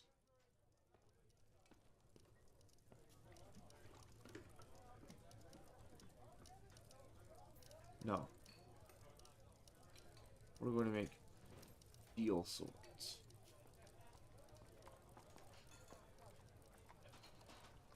Yeah. Yeah.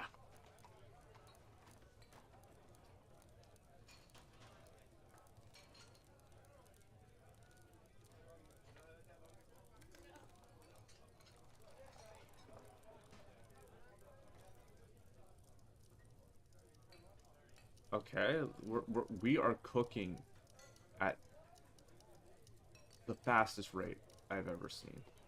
Um,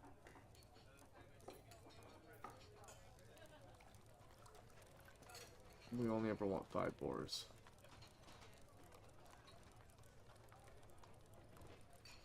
5 boars and 5 bulls.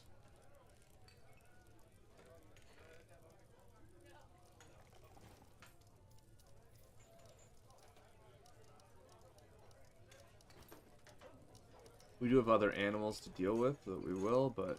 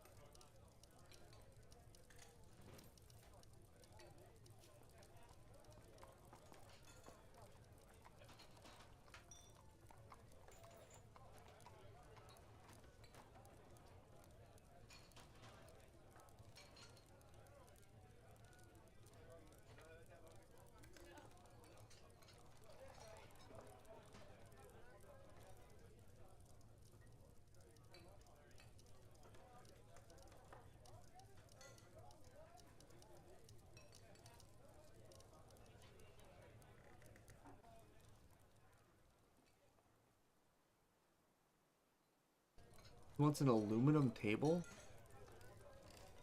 Uh, how do I make aluminium?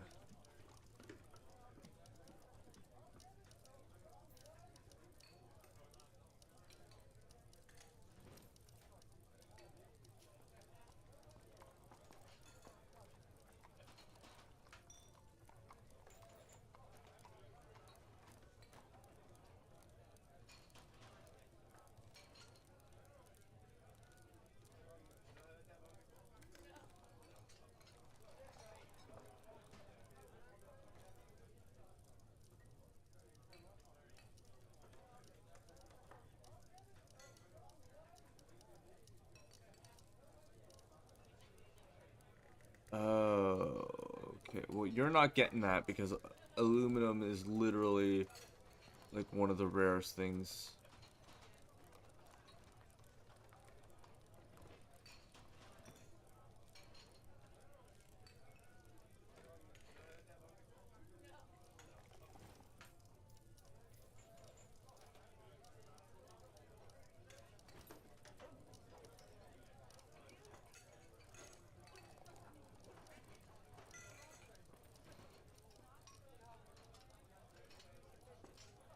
Okay, so he's probably not getting his aluminum thingamajig.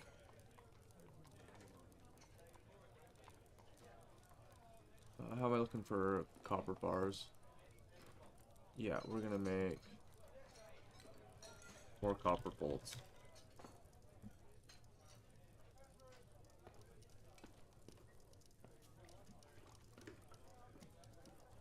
Get back to tetrahedrite. They're still pumping up magnetite.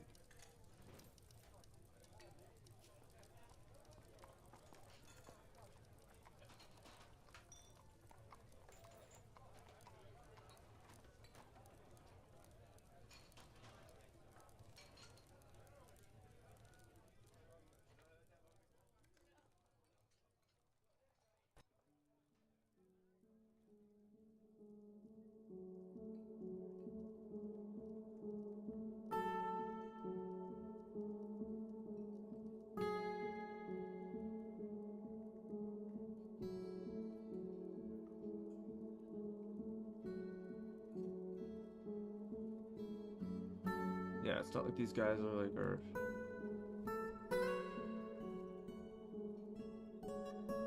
in a shitty space.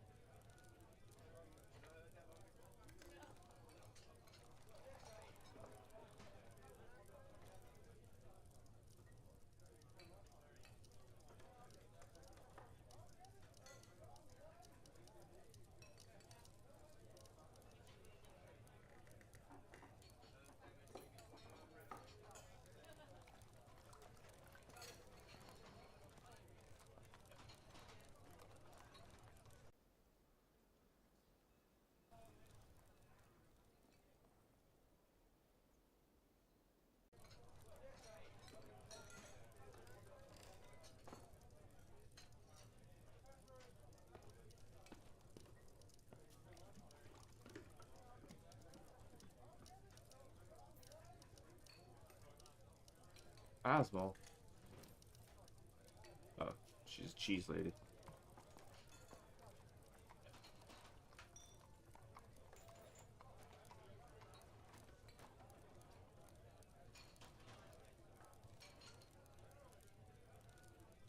Alright, we are using a lot of this stuff. Um,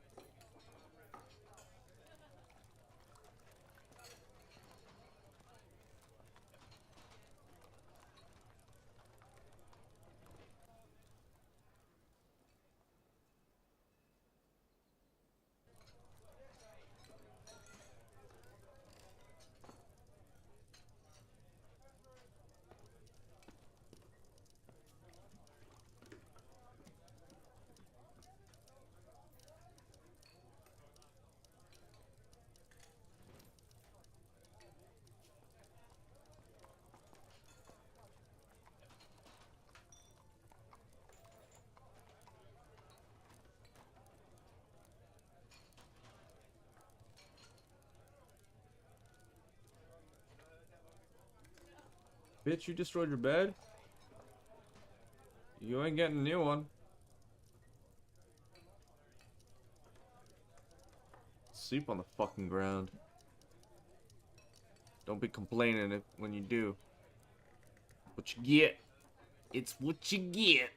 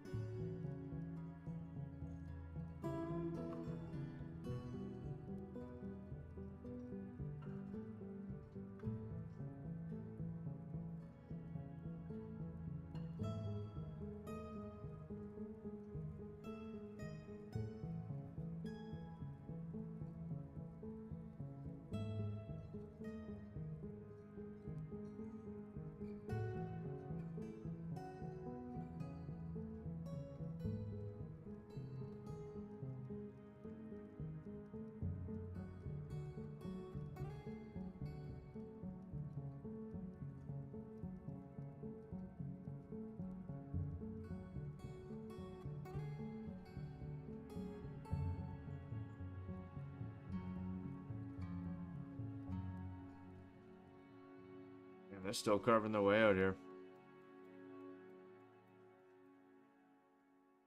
Respect to the people.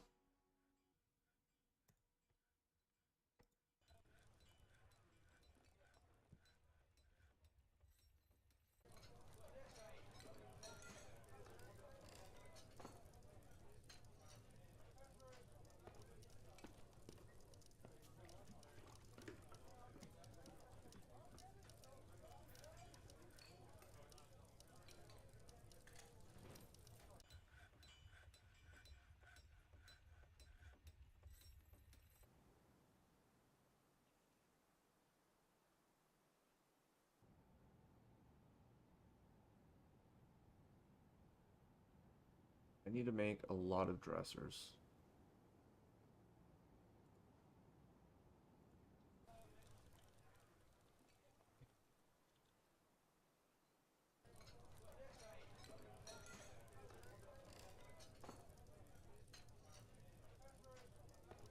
I also need to get a lot of acacia. I didn't realize I had no acacia.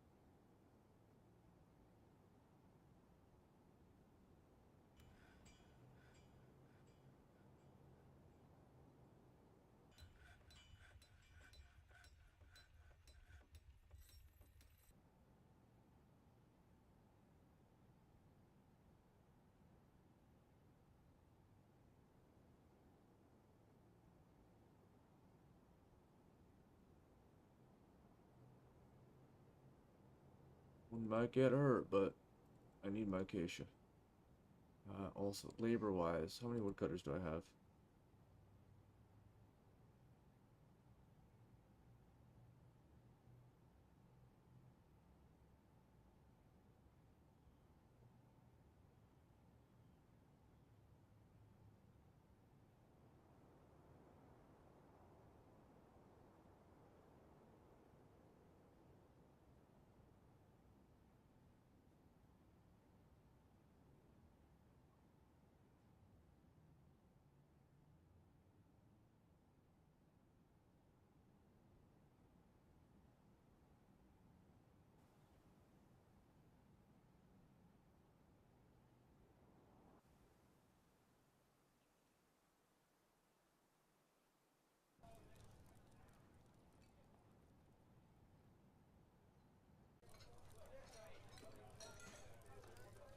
Into midsummer.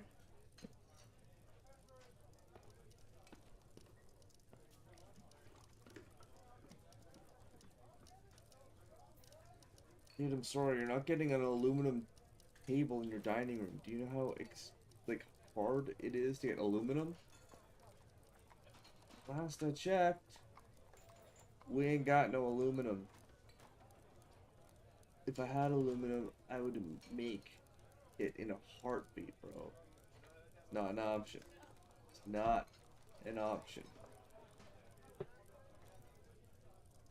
I do want to look at my coins real quick, though. Oh yeah, we got some coins made. So here we have a stack of 500 Angdamas 10 bronze coin. This is the bronze currency of Angdamas from the year 10. On the front of the coin is this purely designed image of Ease and Pleated Crafts, the Dwarf, and Dwarves. Ease and Pleated Crafts is surrounded by the Dwarves. The artwork relates to the ascension of the Dwarf Ease and Pleated Crafts to the position of Queen of the Red Guild in 1. On the coin's back is a masterfully designed image of Ease and Pleated Crafts, the Dwarf, and Dwarves. Ease and Pleated Crafts is surrounded by the Dwarves. The artwork relates to the ascension of Ease and Pleated Crafts to the position of Queen in the Guild of 1. So it's the same thing on both sides, but of the highest quality. Now this is a stack of 500 Angdamas 10 brass coin. This is the brass currency of Angdamas from the year 10. On the front of the coin is a masterfully designed image of oval cut gems. On the coin's back is a masterfully designed image of Ease and Pleated Crafts, the Dwarf, and Dwarves. Ease and Pleated Crafts is surrounded by the Dwarves. The arc relates to the ascension of Ease and Pleated Crafts to the position of Queen of the Red Guild in 1. This is a stack of 500 Angdamas 10 gold coin. This is the gold currency of Angdamas from the year 10. On the front of the coin is this purely designed image of an anvil. On the coin's back is an image of floodgates.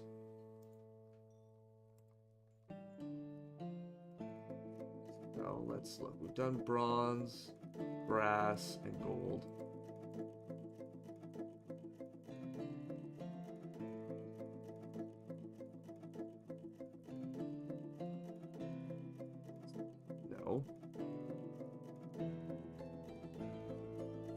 We are going to make iron coins and copper coins. And we're going to look at our bars again.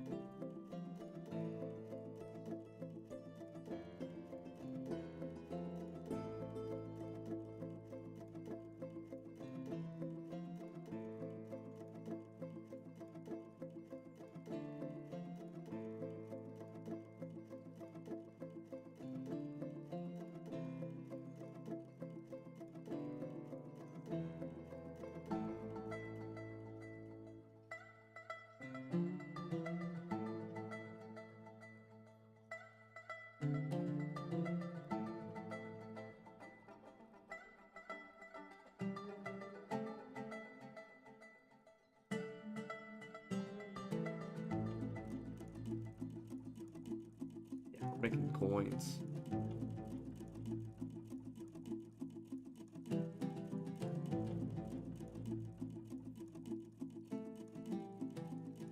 Year 10 is the year of coin.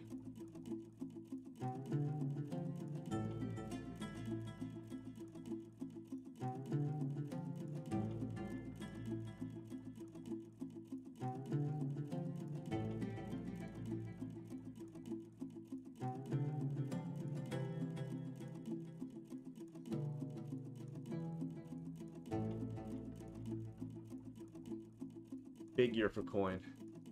Big coin year. Oh, we're still mining. We're close. We're getting close.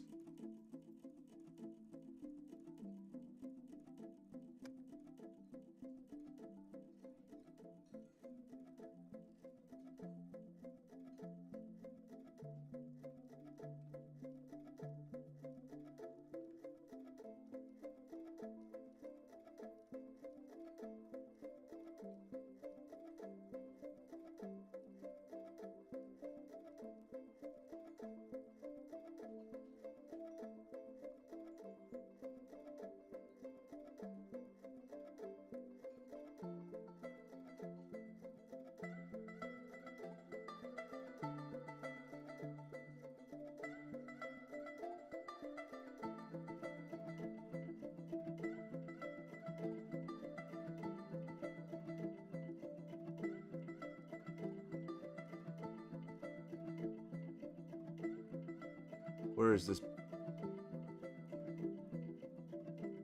Where are you, Adil?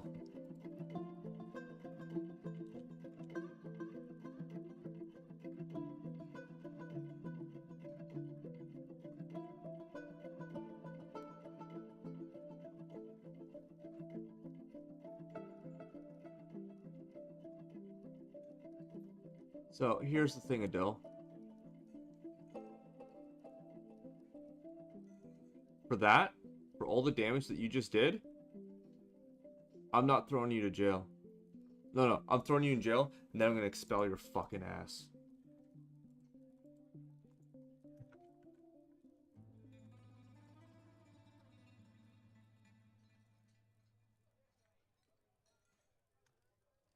I have to rebuild a fucking still and all this other stuff because this dumbass bitch.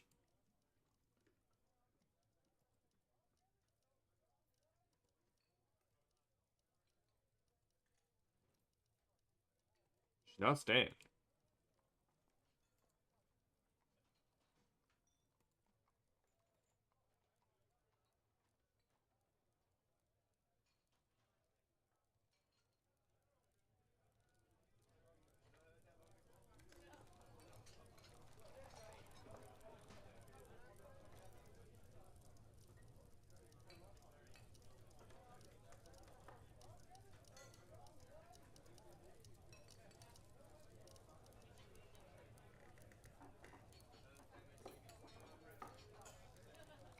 No, I fucking saw it. I don't.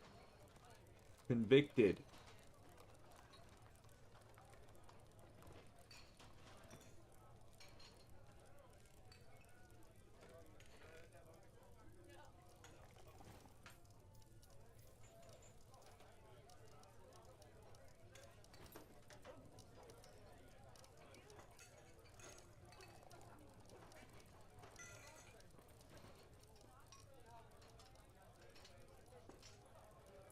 Yeah, we're gonna beat her ass and throw her in jail.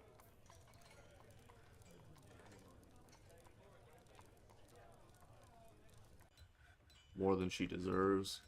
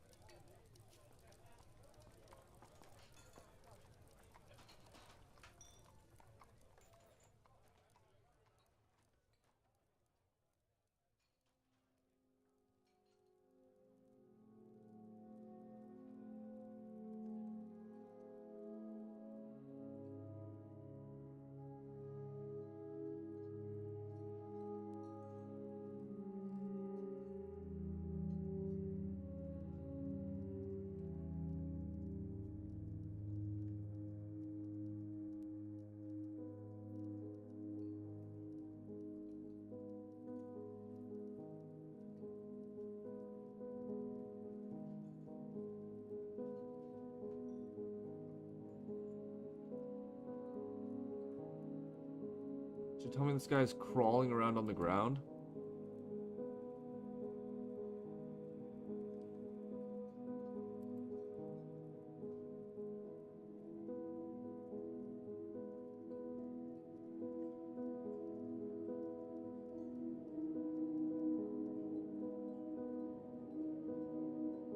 He's still positive.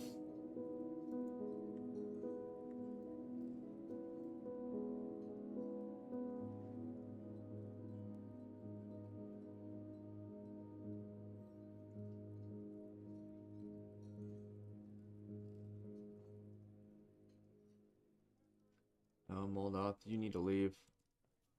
You can go to Orbheld.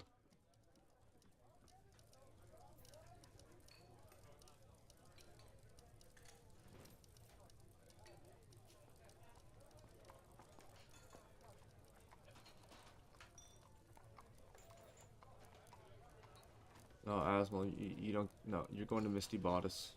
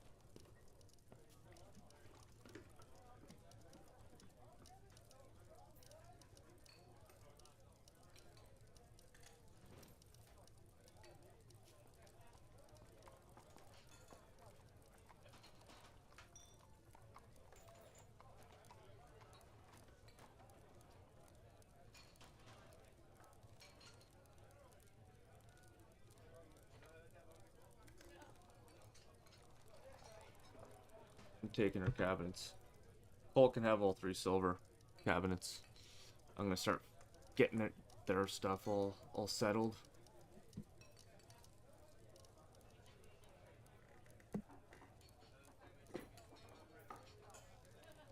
Sent 2 people away, so now our population is down to 250. No big deal.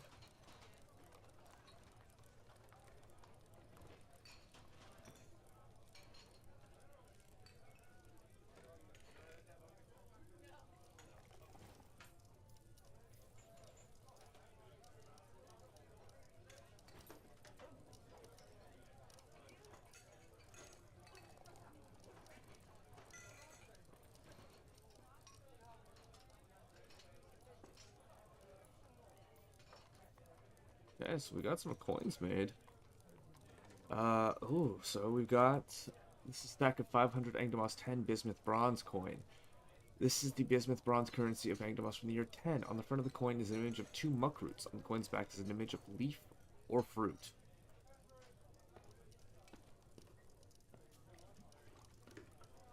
This is a stack of 500 Angdamos 10 rose gold coin.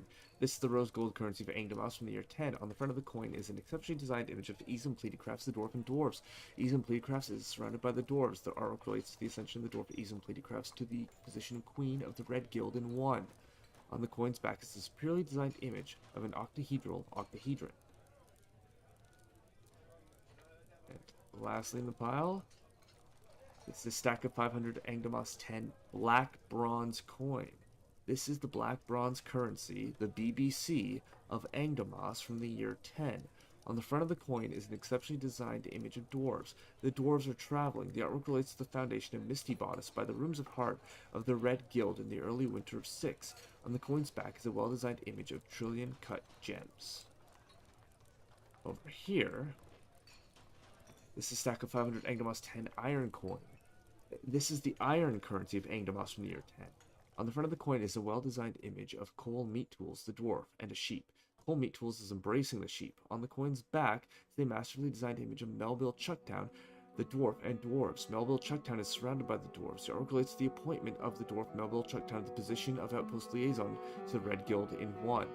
I love that on the front of the coin it's their duke hugging a sheep. Because they're so soft. Now this is a stack of 500 Angdamos 10 copper coin. This is the copper currency of Angdamos from the year 10. On the front of the coin is an image of a forgotten beast. On the coin's back is a rendition of the Prince of Gorges, a masterfully designed image of an octahedral octahedron. The image is the symbol of the Red Guild, a dwarven civilization. Of course, we've also got a stack of 500 Angdamos 10 copper coin. Oh no, I already read the copper coin, and I read the iron coin. I'm just a little buzzed and forgot. Alright, this is the one. This is a stack of 500 Angdamos 10 steel coin. This is the steel currency of Angdamos from the year 10. It is on the front of the coin is an image of a round, brilliant cut gem. On the coin's back is a superiorly designed image of Cole Meat Tools, the dwarf, and dwarves. Cole Meat Tool is surrounded by the dwarves. The artwork relates to the ascension of the dwarf Cole Meat Tools to the position of Count of the Red Guild in the midwinter of 7.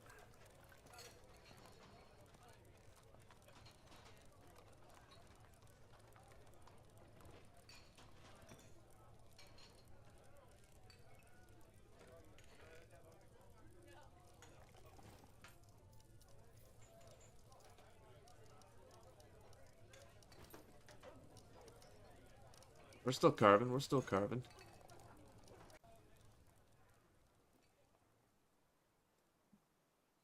I think we'll collect some sand.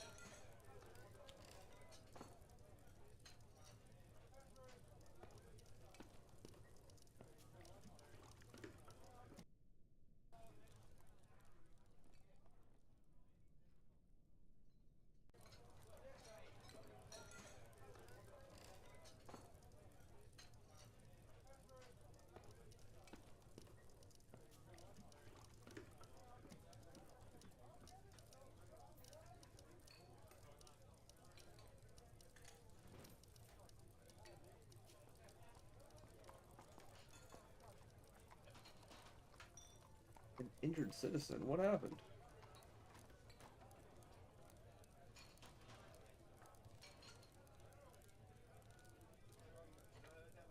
Oh. A dill.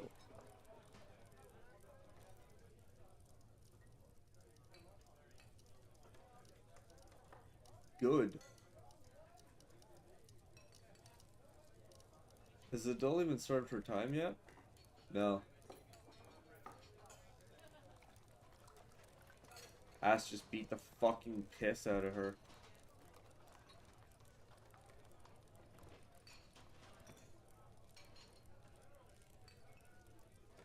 Her neck is torn open, her right lower arm is bruised, her left foot is fractured, her right foot is bruised. Yeah. That's what you get. You break the rules, we break your legs. It's a simple system.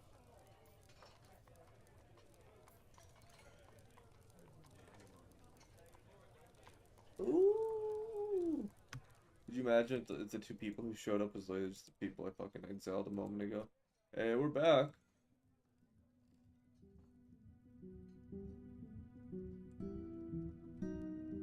They just changed their name. I'm Shem, and that's Acid.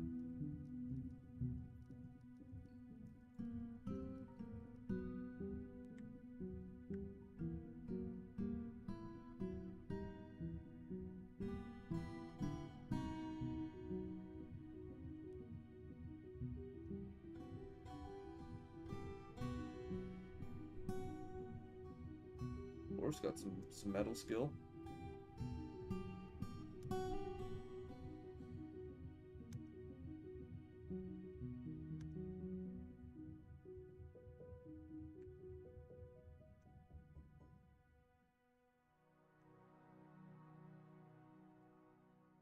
Domas.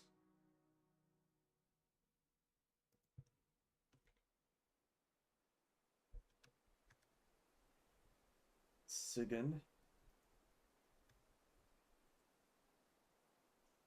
Hood.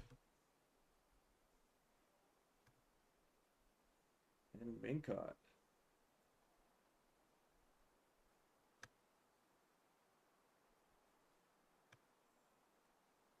Geller.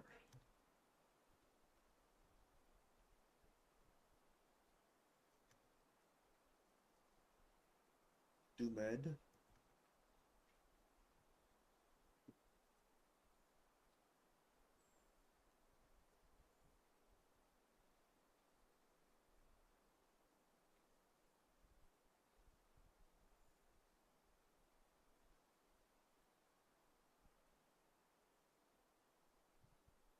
Nine dwarves. It's a decent influx. It's not too many.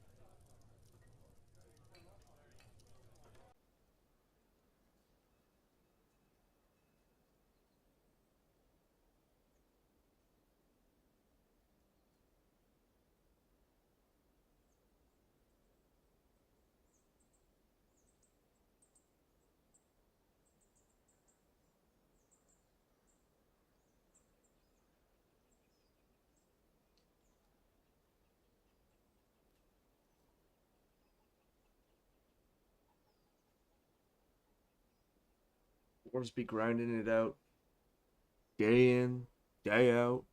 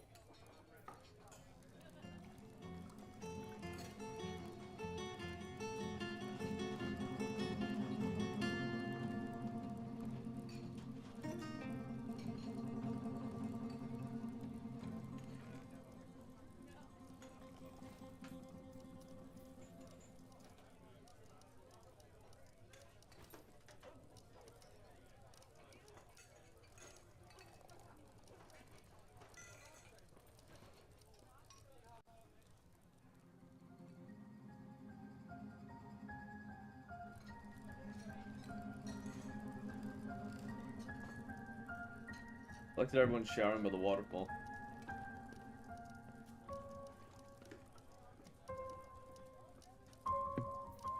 Seems to be the one that's used way more often than the outside one.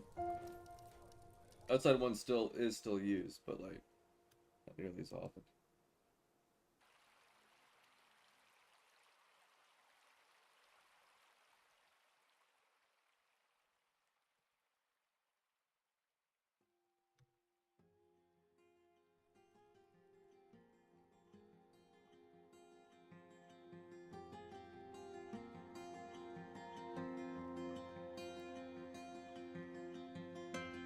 Yeah, they're fixing her up. And then we'll throw in the slammer. And kick her the fuck out.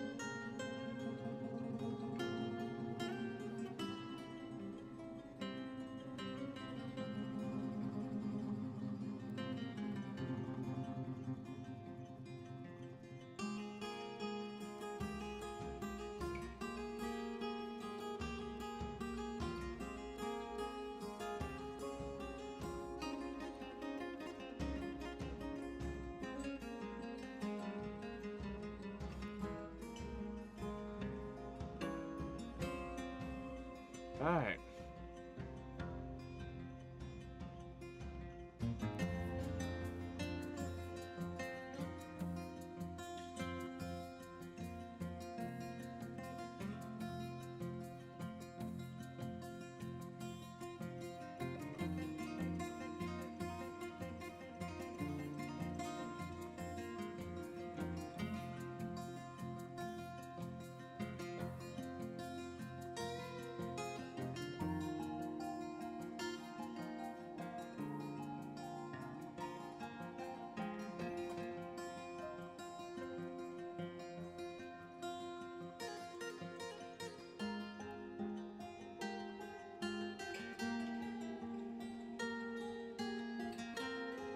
But Adele, you actually are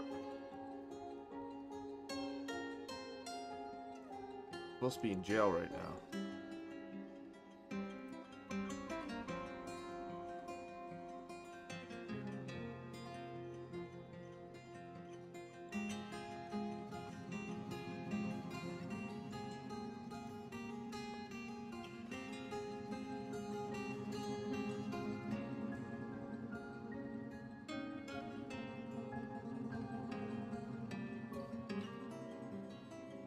Some people have lots of clothing.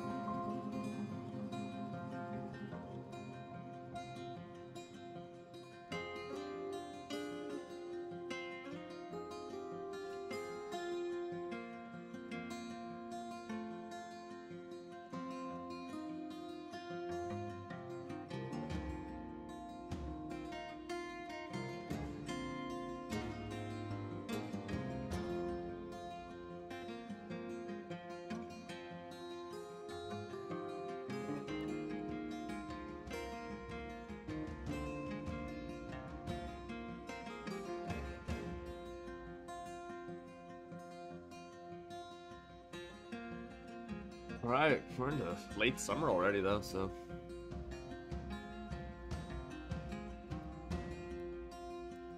Not too bad. Not too bad.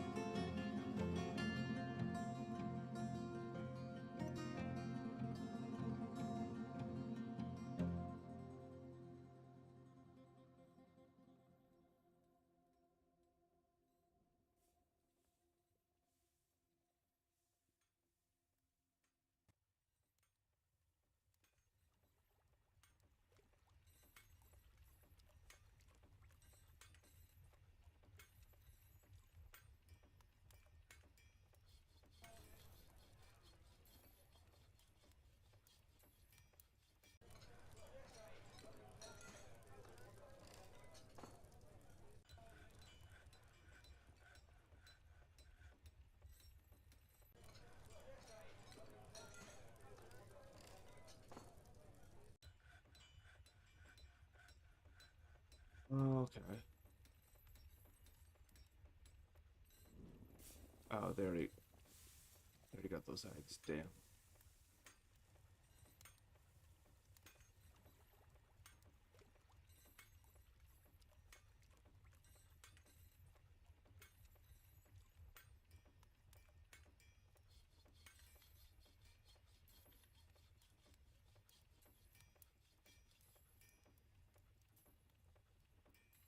I'm pretty sure I have a lot of tanned hides at this point. Oh yeah, I have a lot of tanned hide. Pretty sure I can also butcher way more animals. So that's what we're gonna do.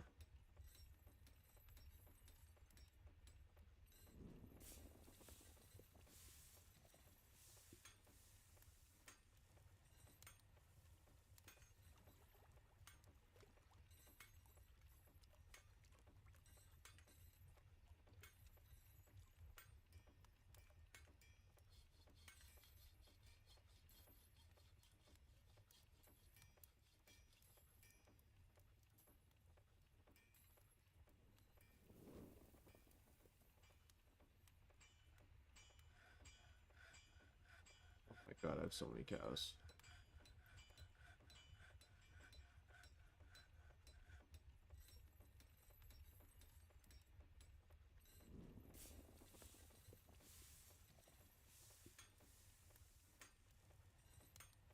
We'll get rid of 5 cows and a boar.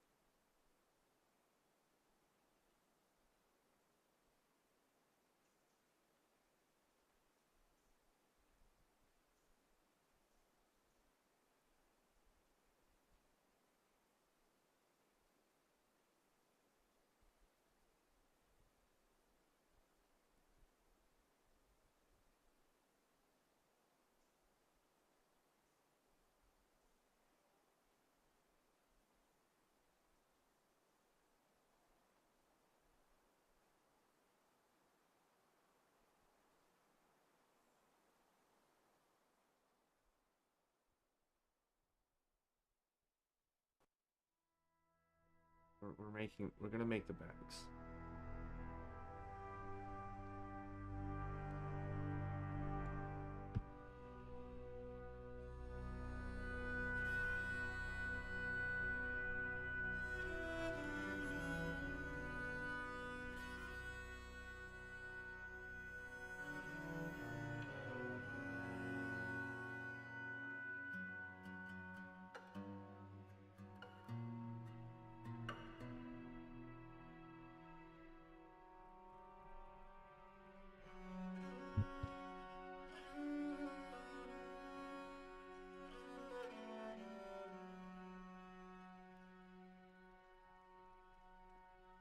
We've no, still got a few hits left. And Kavish Gleeful Steel is probably gonna be the one to finish it off. Some good work done there.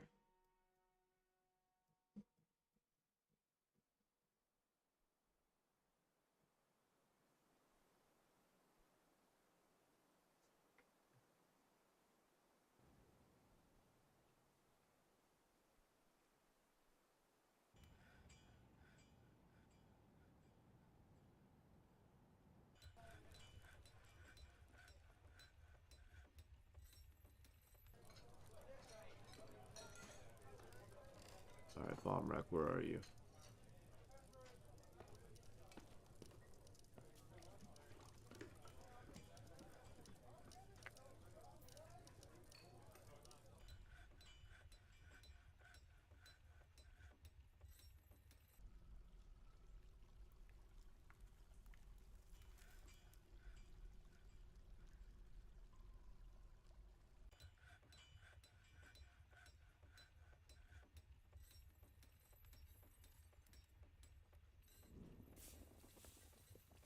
Bomb Rack, you tear that trade depot down, I'm gonna hurt you.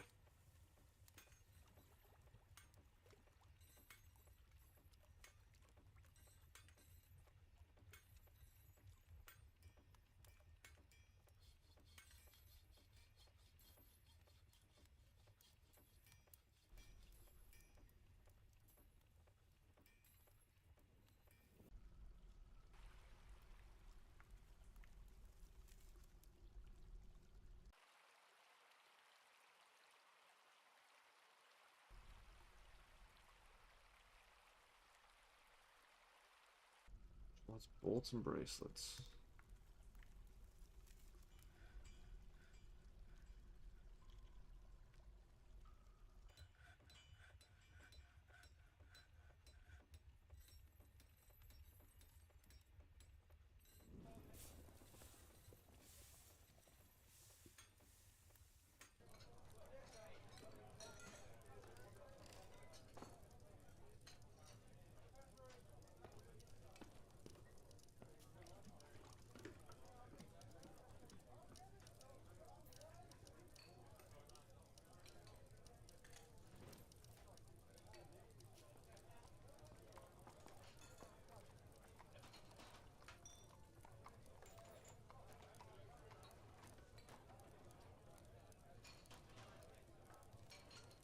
No.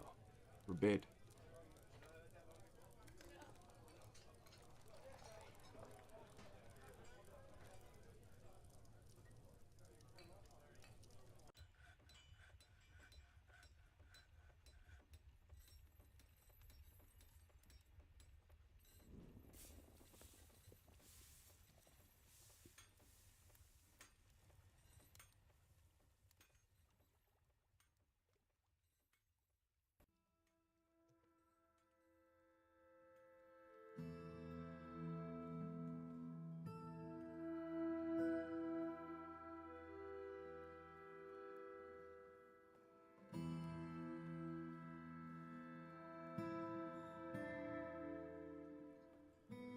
Yes. Give me chickens.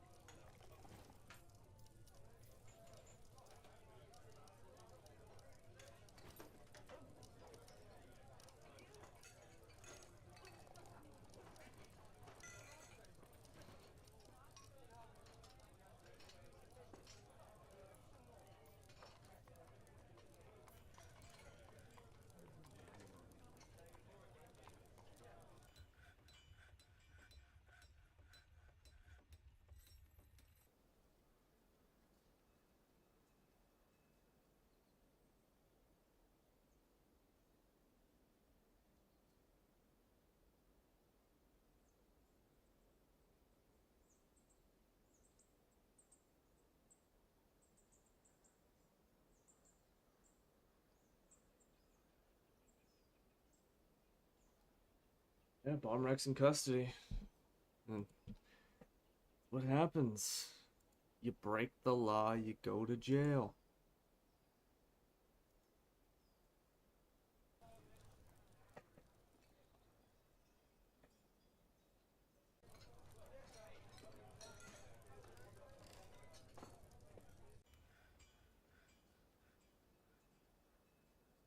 What are you wearing for a helmet?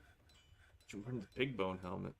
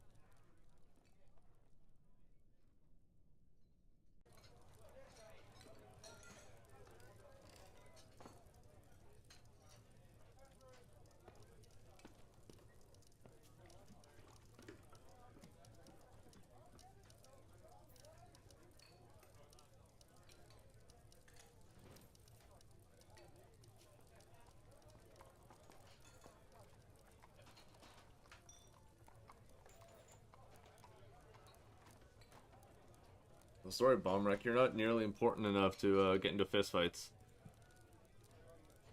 Oh, I'm the tavern keeper. You were given that task. You didn't. You didn't build this tavern. This will forever be Cole's tavern.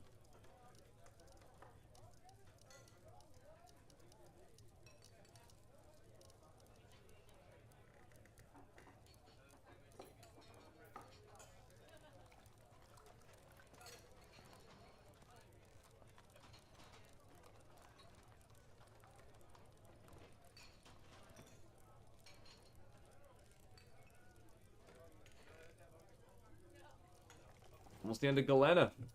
Galena? Look at my dwarves go. They're partying.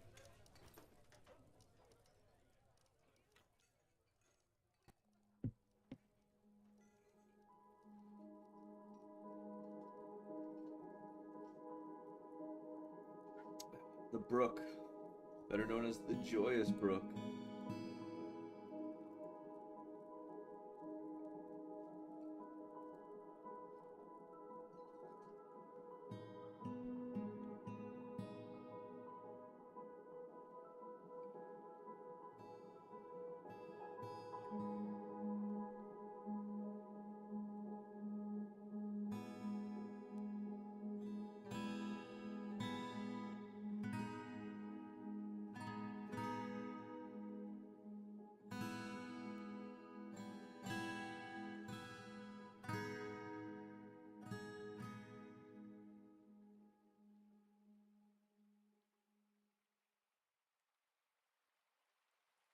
Ooh,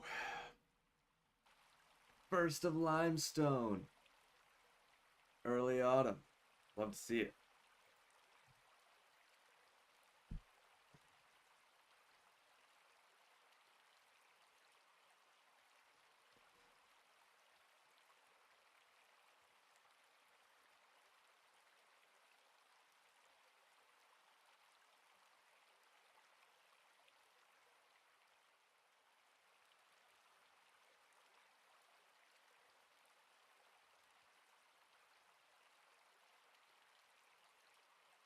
Dry season has come. Autumn has arrived on the calendar. Yeah.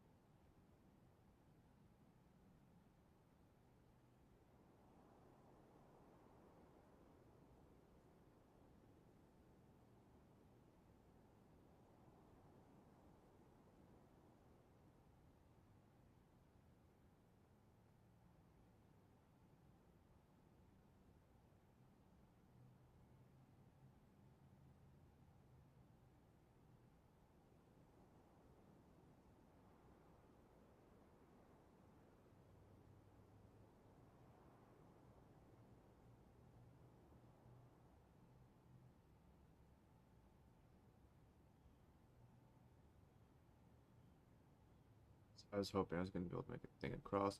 Apparently I can't. That's fine.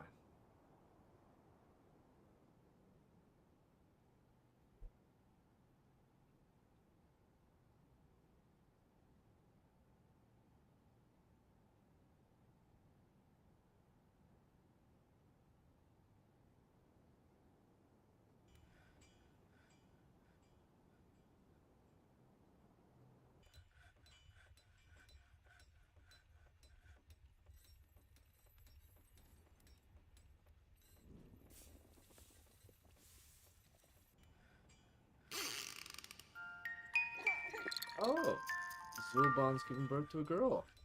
Awesome. They dropped that all the way down there?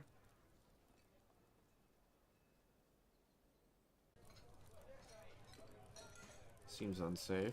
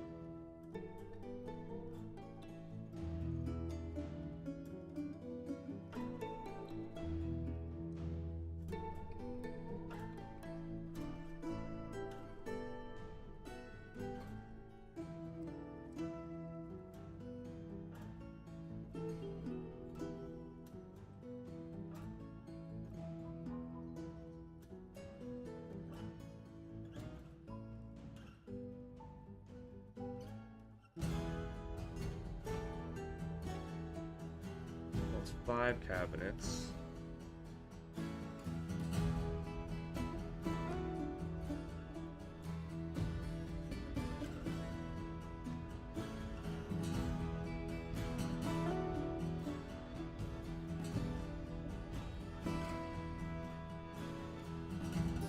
Five of those will satisfy her cabinet needs.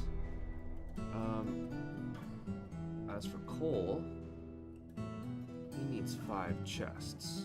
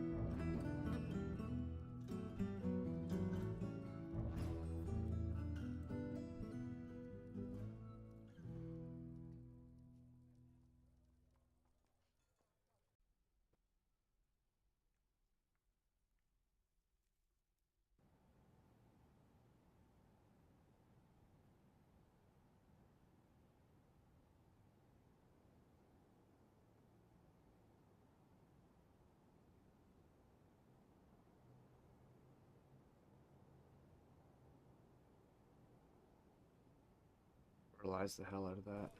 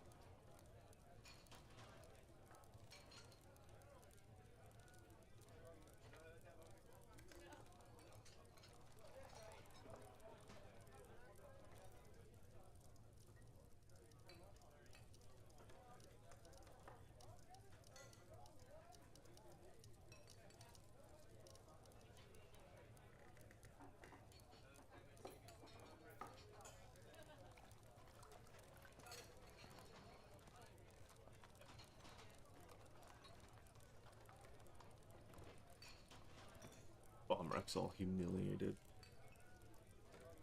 Get fucked.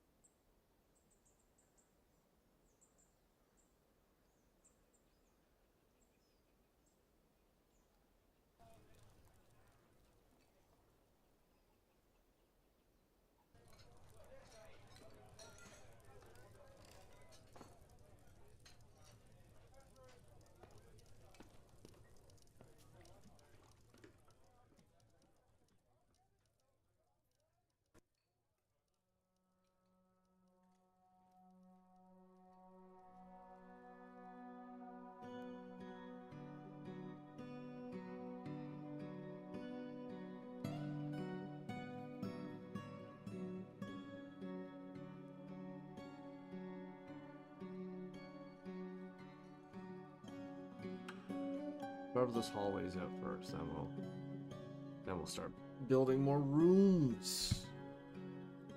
South side.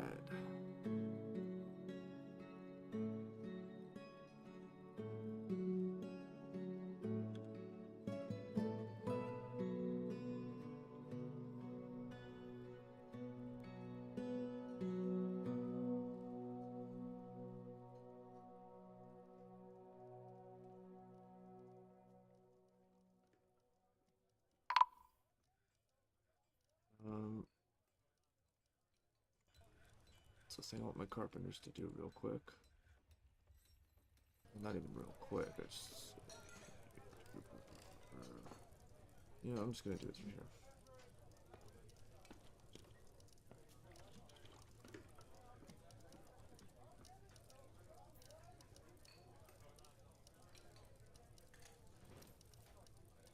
All right. The caravan from Angdamus has arrived. Their wagons have bypassed your inaccessible site, which we all know is bullshit. They're gonna roll through.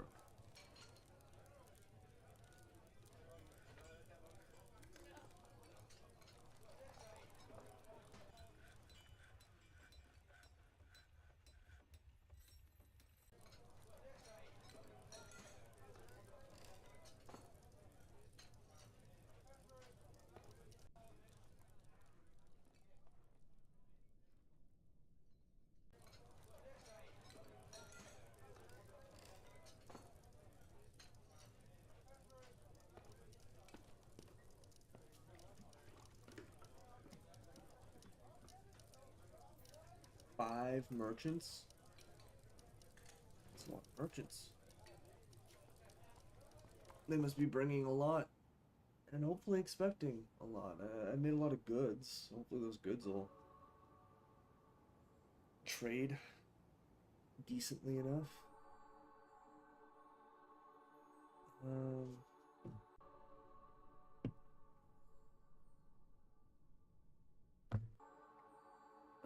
Charge my phone. One of my two phones. One's dead.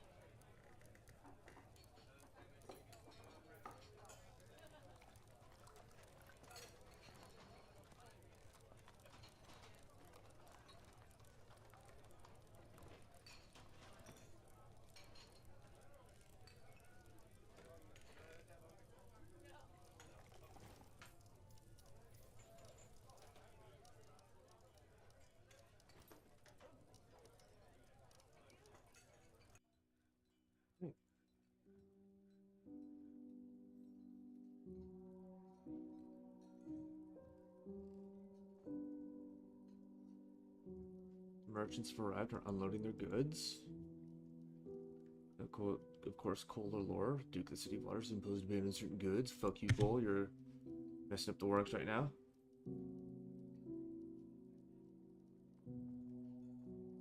Having 6 things banned.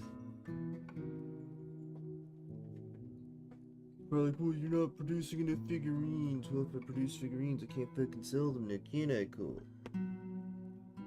A lot of things he has a ban on, like bucklers, I'm cool with.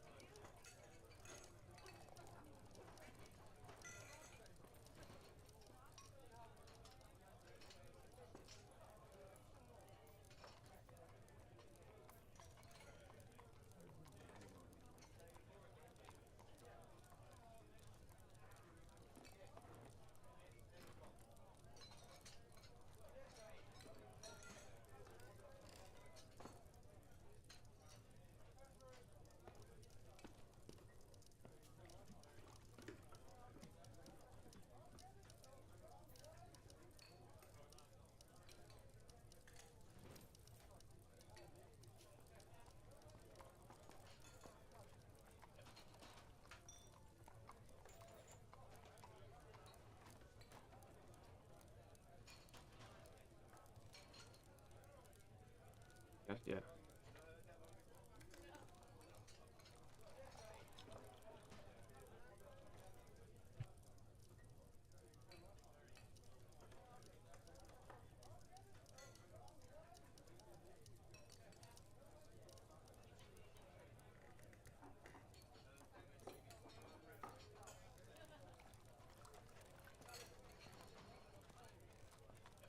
Yeah. Got some ideas.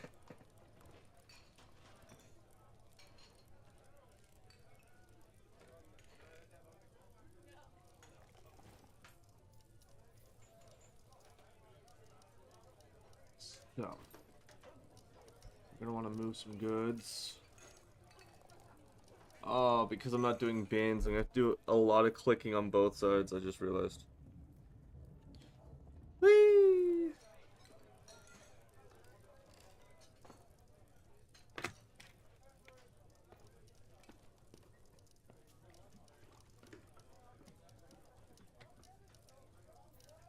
Okay.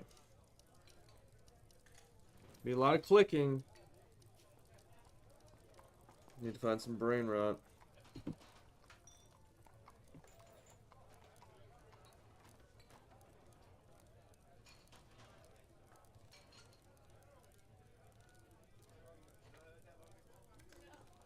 Okay, well, hey, that's a perfectly great thing to watch while I do this. Is the fact that Blind has an almost 2 hour long video with Tarn discussing developing battle magic for Dwarf Fortress. This is huge.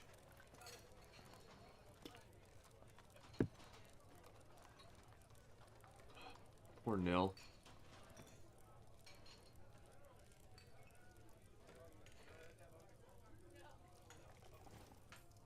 Alright.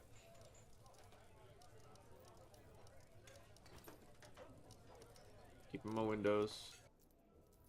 Keeping my weapons. Yeah, obviously, I hodl weapons.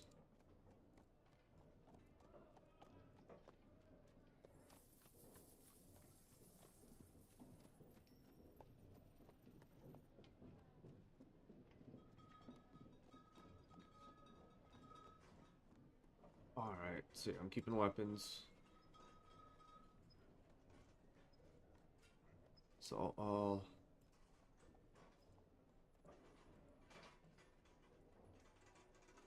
Oh, they updated ammo! Okay, yeah, that's why it feels so much easier.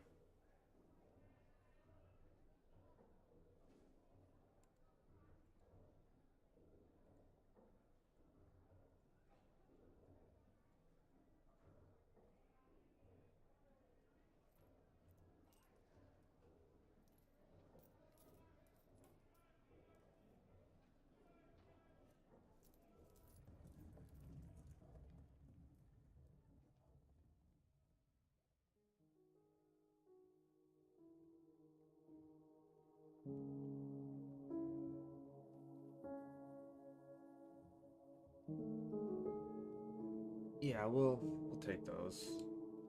I haven't used those in so long. Haven't had any intent to use those in so long.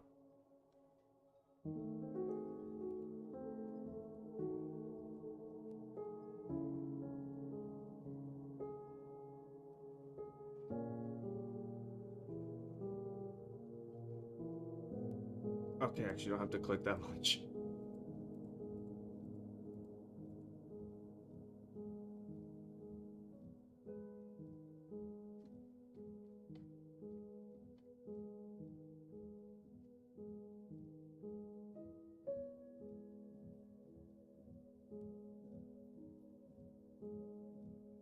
Wow, I actually have extra loincloth right now?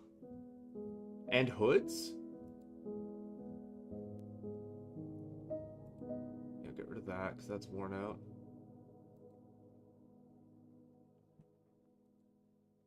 Extra gloves still?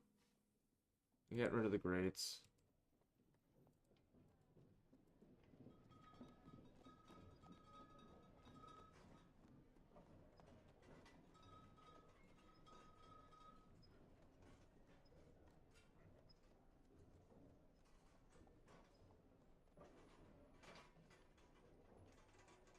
These socks.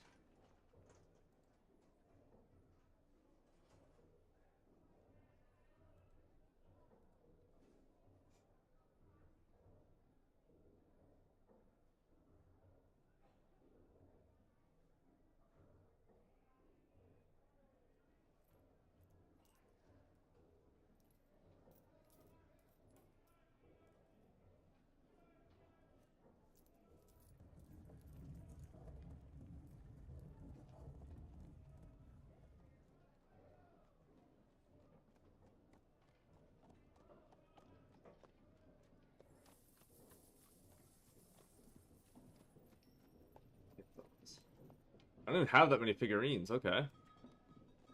Oh no, this is probably just my current stuff. My old stuff's probably still.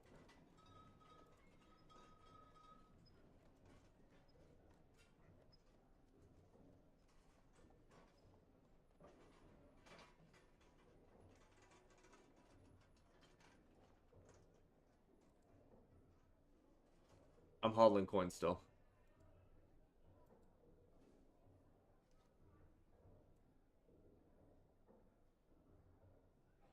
Keeping my books.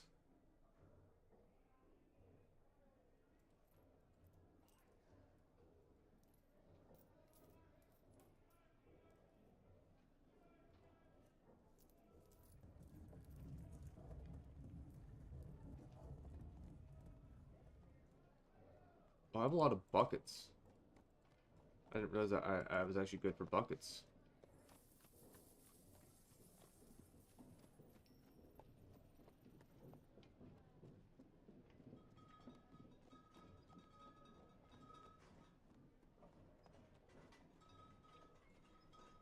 No. No. No. No.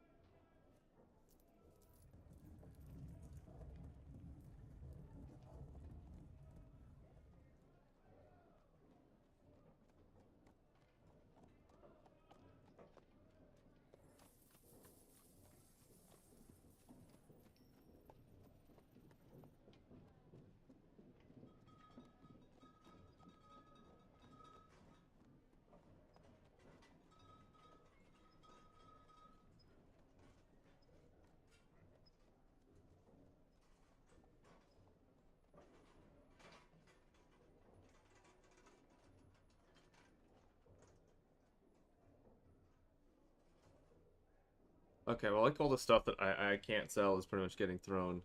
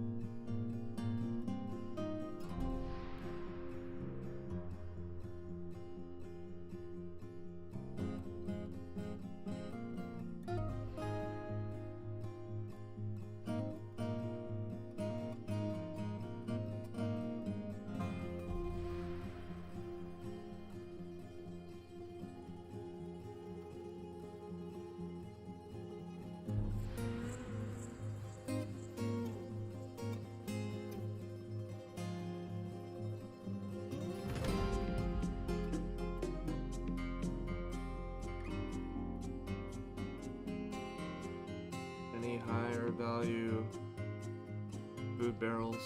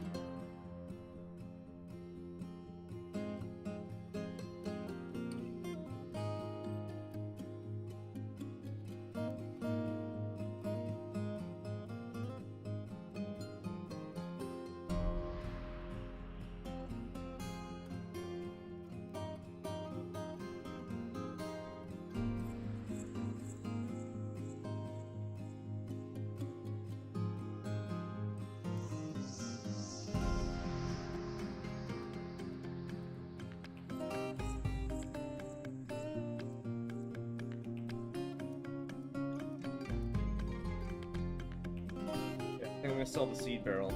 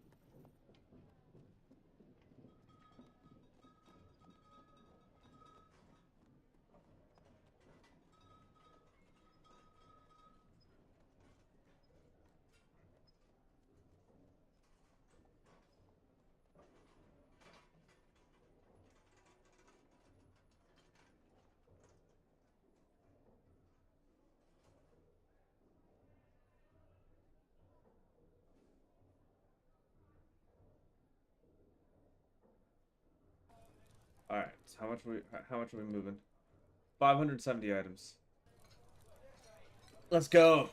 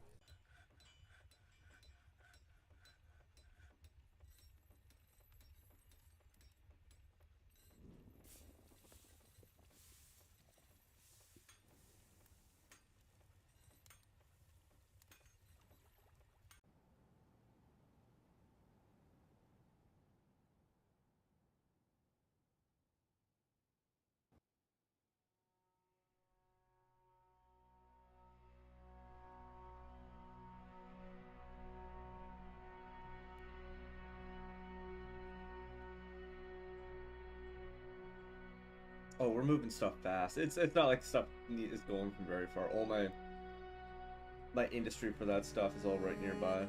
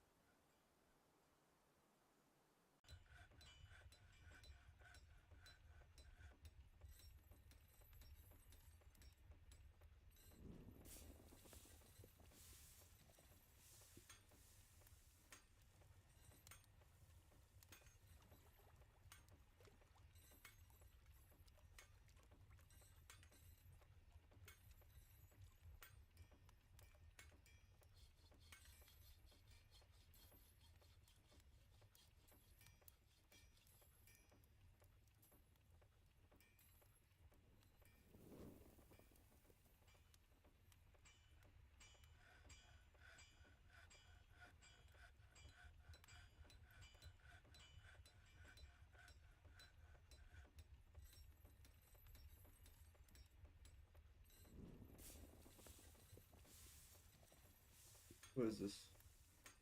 Ah, to do.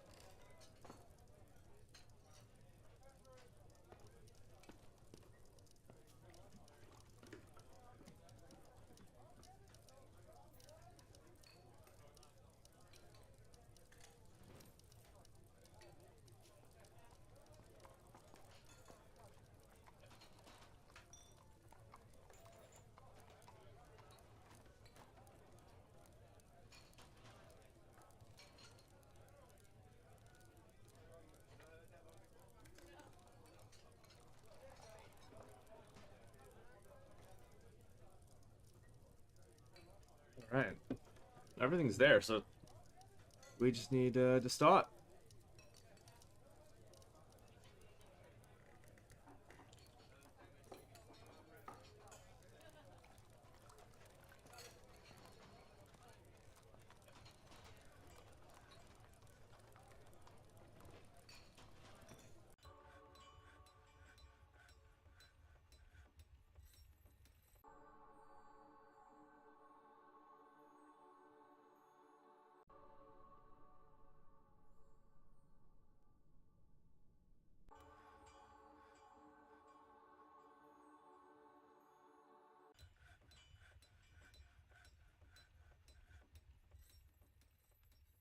Oh, he went there to grab food.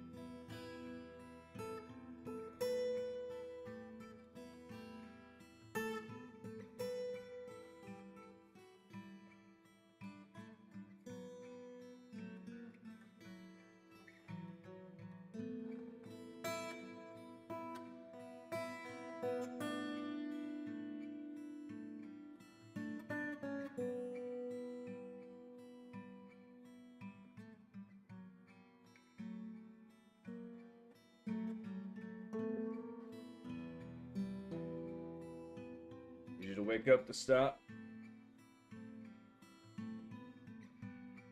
Got work to do.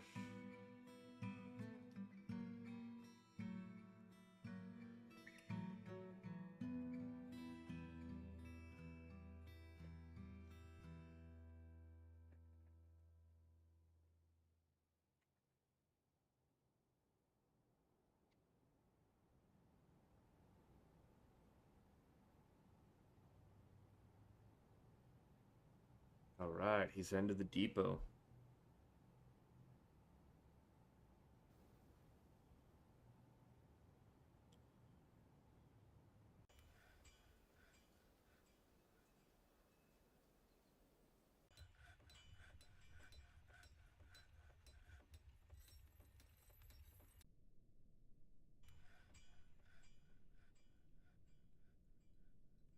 All right, to start December Met, trading at the depot.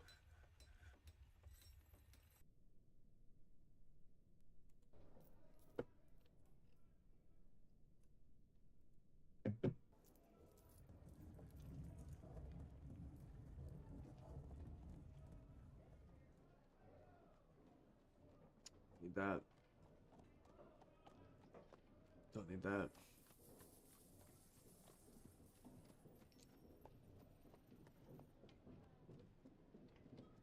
Don't need it. Don't need it.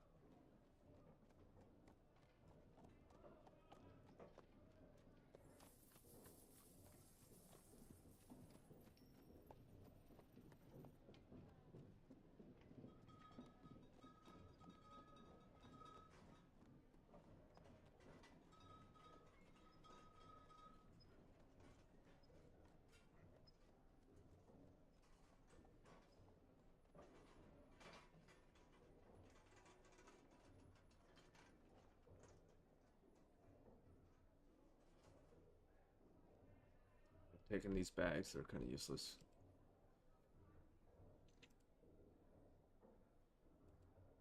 Oh, whoa.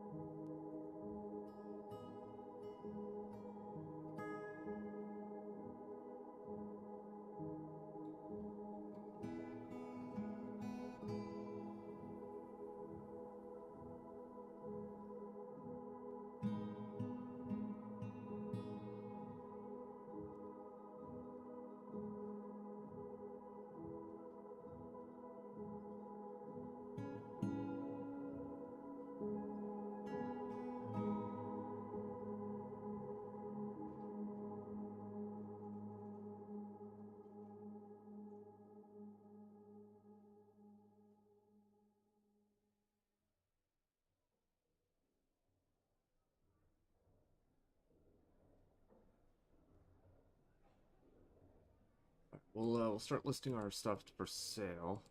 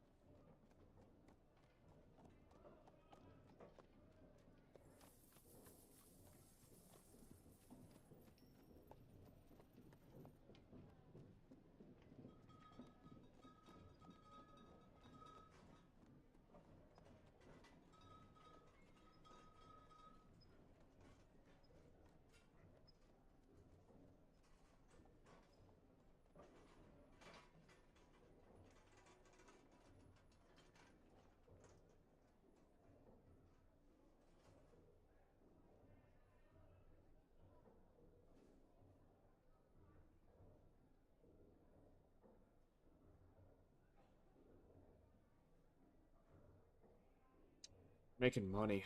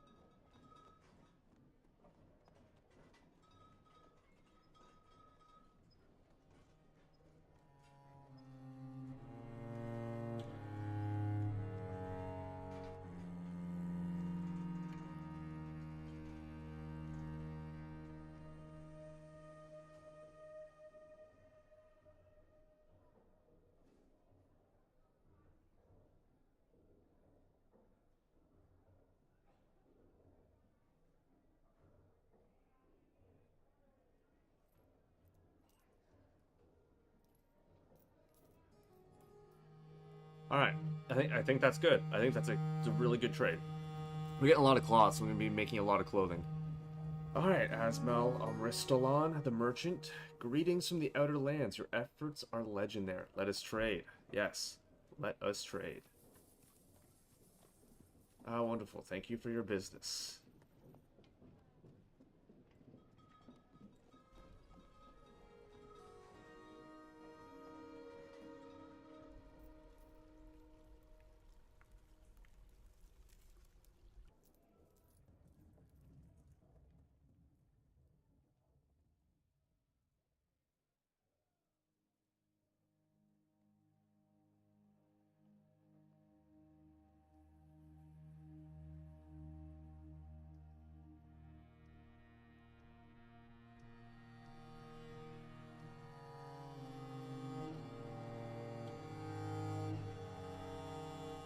All right.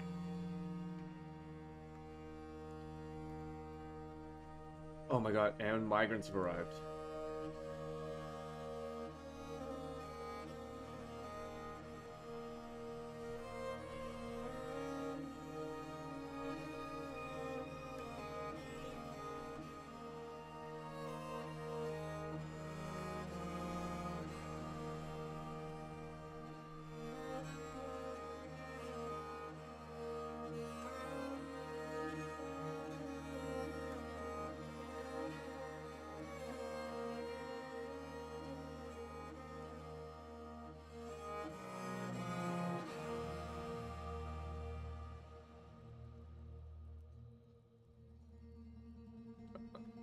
I didn't see the new people who showed up.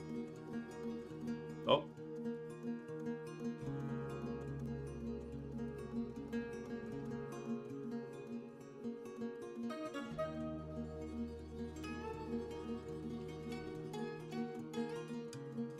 There we go. Just gonna eat them.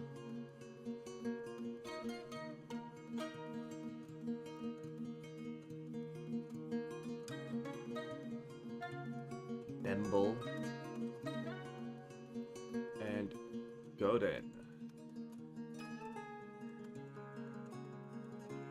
Reason.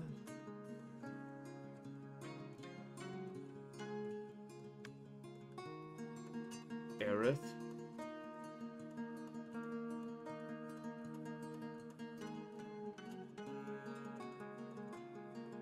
Enod.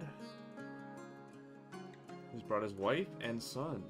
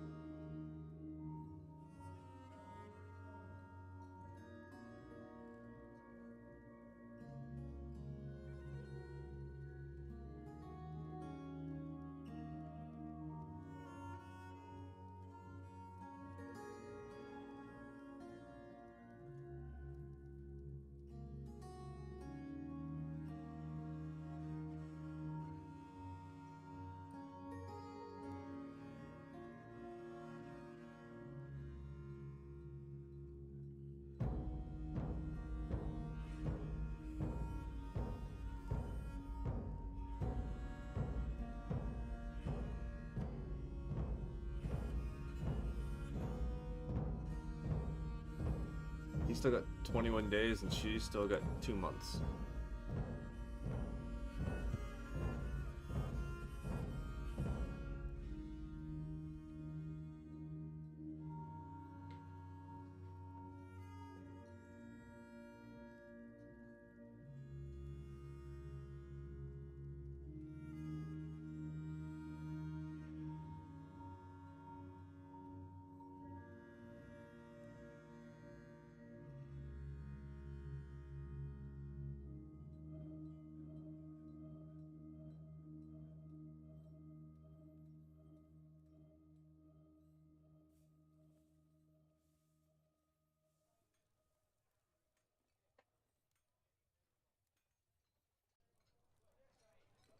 A lot of soap.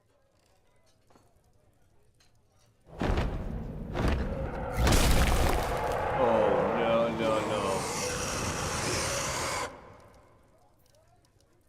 no. No!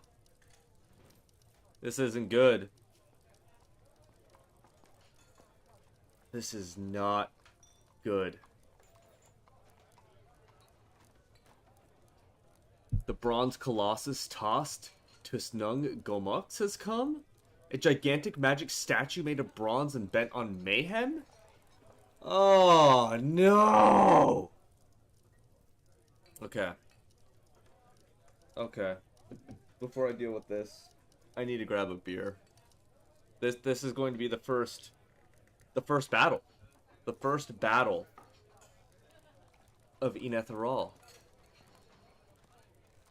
In year 10. Oof, okay. Okay.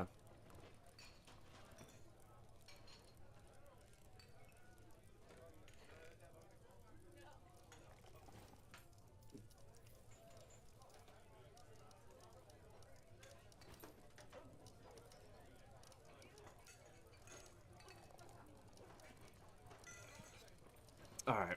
Let me grab a beer and I'll be back.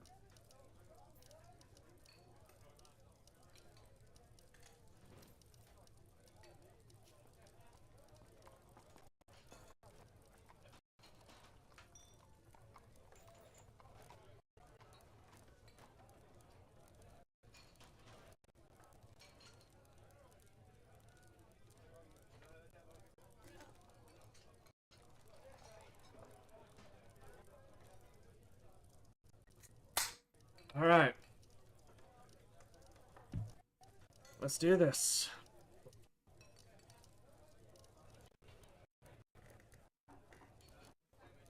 I believe, though I'm filled with trepidation and fear. All right.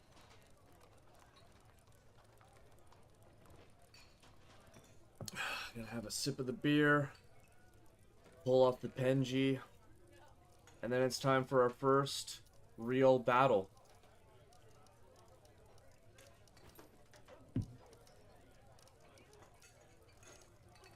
So, oh, okay. This is stressful. This is stressful. There is almost certainly going to be death. A a fair amount of death. Oh.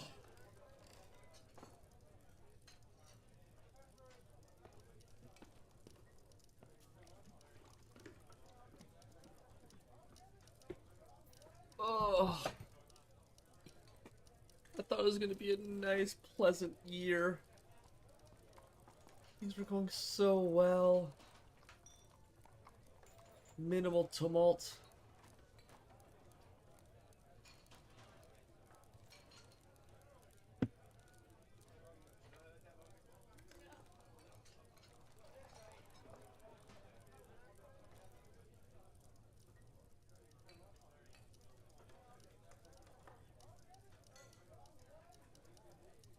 Ugh.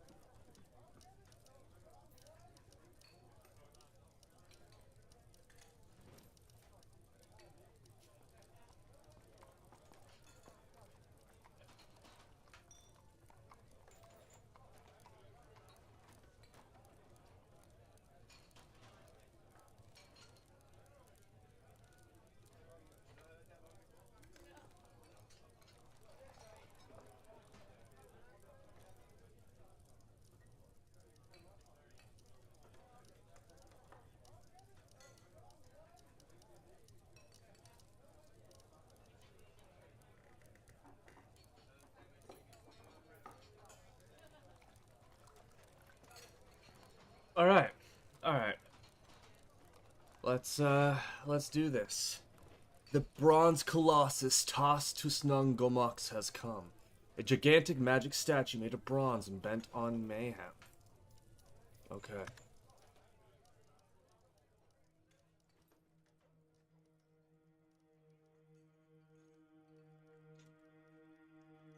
Look at this motherfucker. Oh, he don't look small. Past the diamond of steam, you can see the man's nipples. He's tough, he's agile, and he's 175 years old.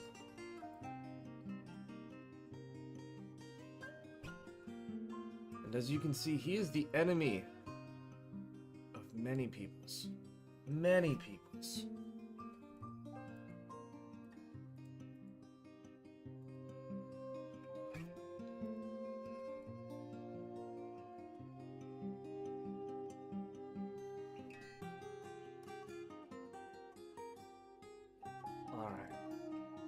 What can we learn from this guy? A gigantic magic statue made of bronze and bent on mayhem. It is quite durable and very agile, but it is quick to tire.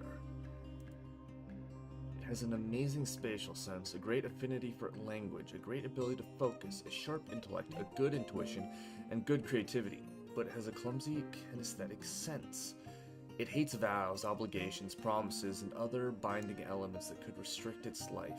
It is often sad and dejected. It can be caught up in internal deliberations when action is necessary. It dislikes abstract discussions and would much rather focus on practical examples. It is stingy with resources on projects and refuses to expend any extra effort. It does not easily hate or develop negative feelings. It doesn't seek out excitement. It has a calm demeanor. It is stubborn. It tends to make a small mess with its own possessions. It is assertive. It is very humble. It is often cheerful. It is quick to anger. It's been everything.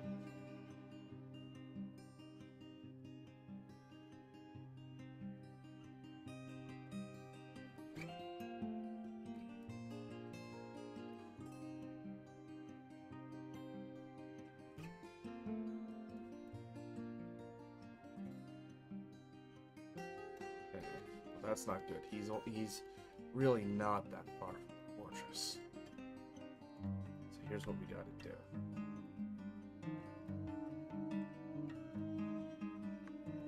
We need to set an emergency zone.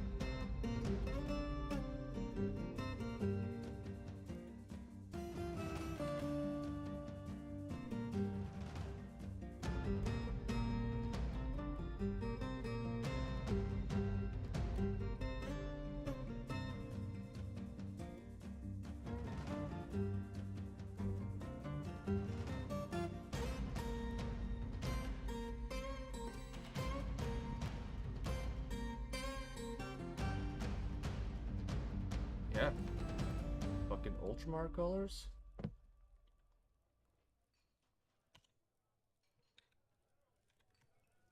About time.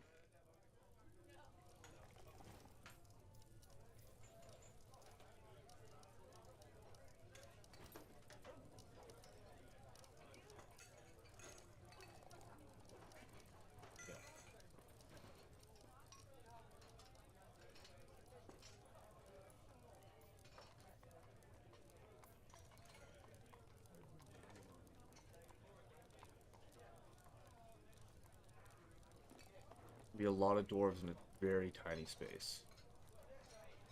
That's not tiny. It's really not tiny.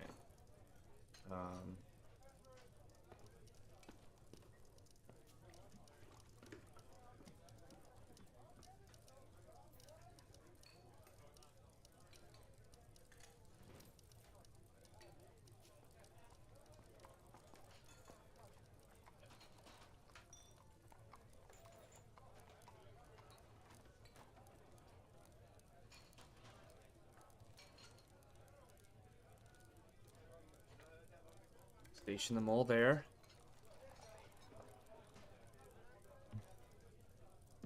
And,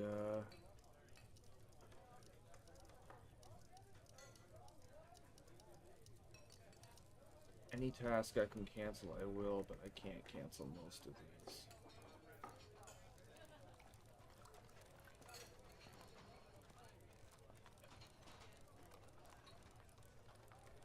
Alright.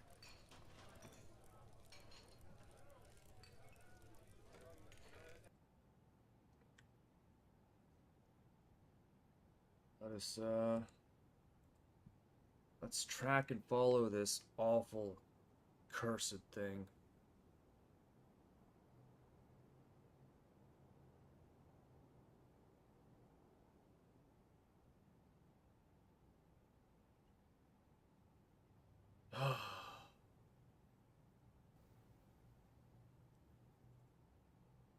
I'm so unhyped about this.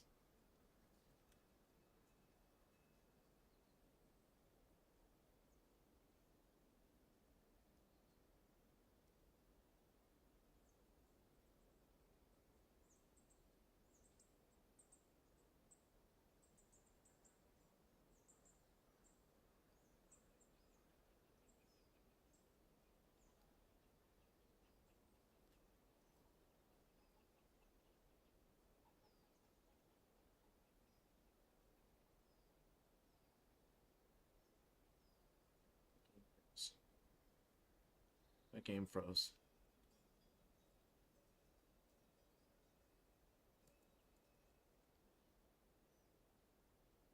Okay.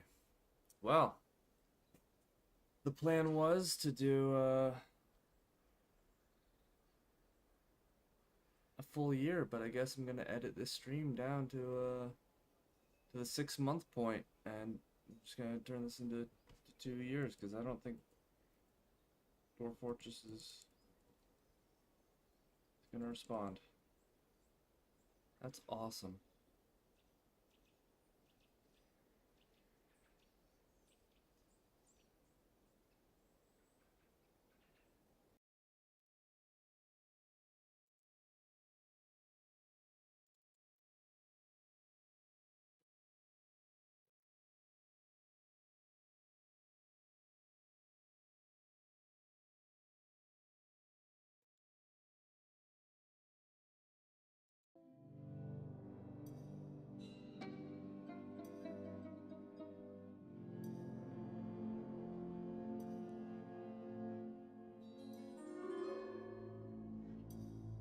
Yeah, no other choice. When I return, I'll be streaming the second half of year 10.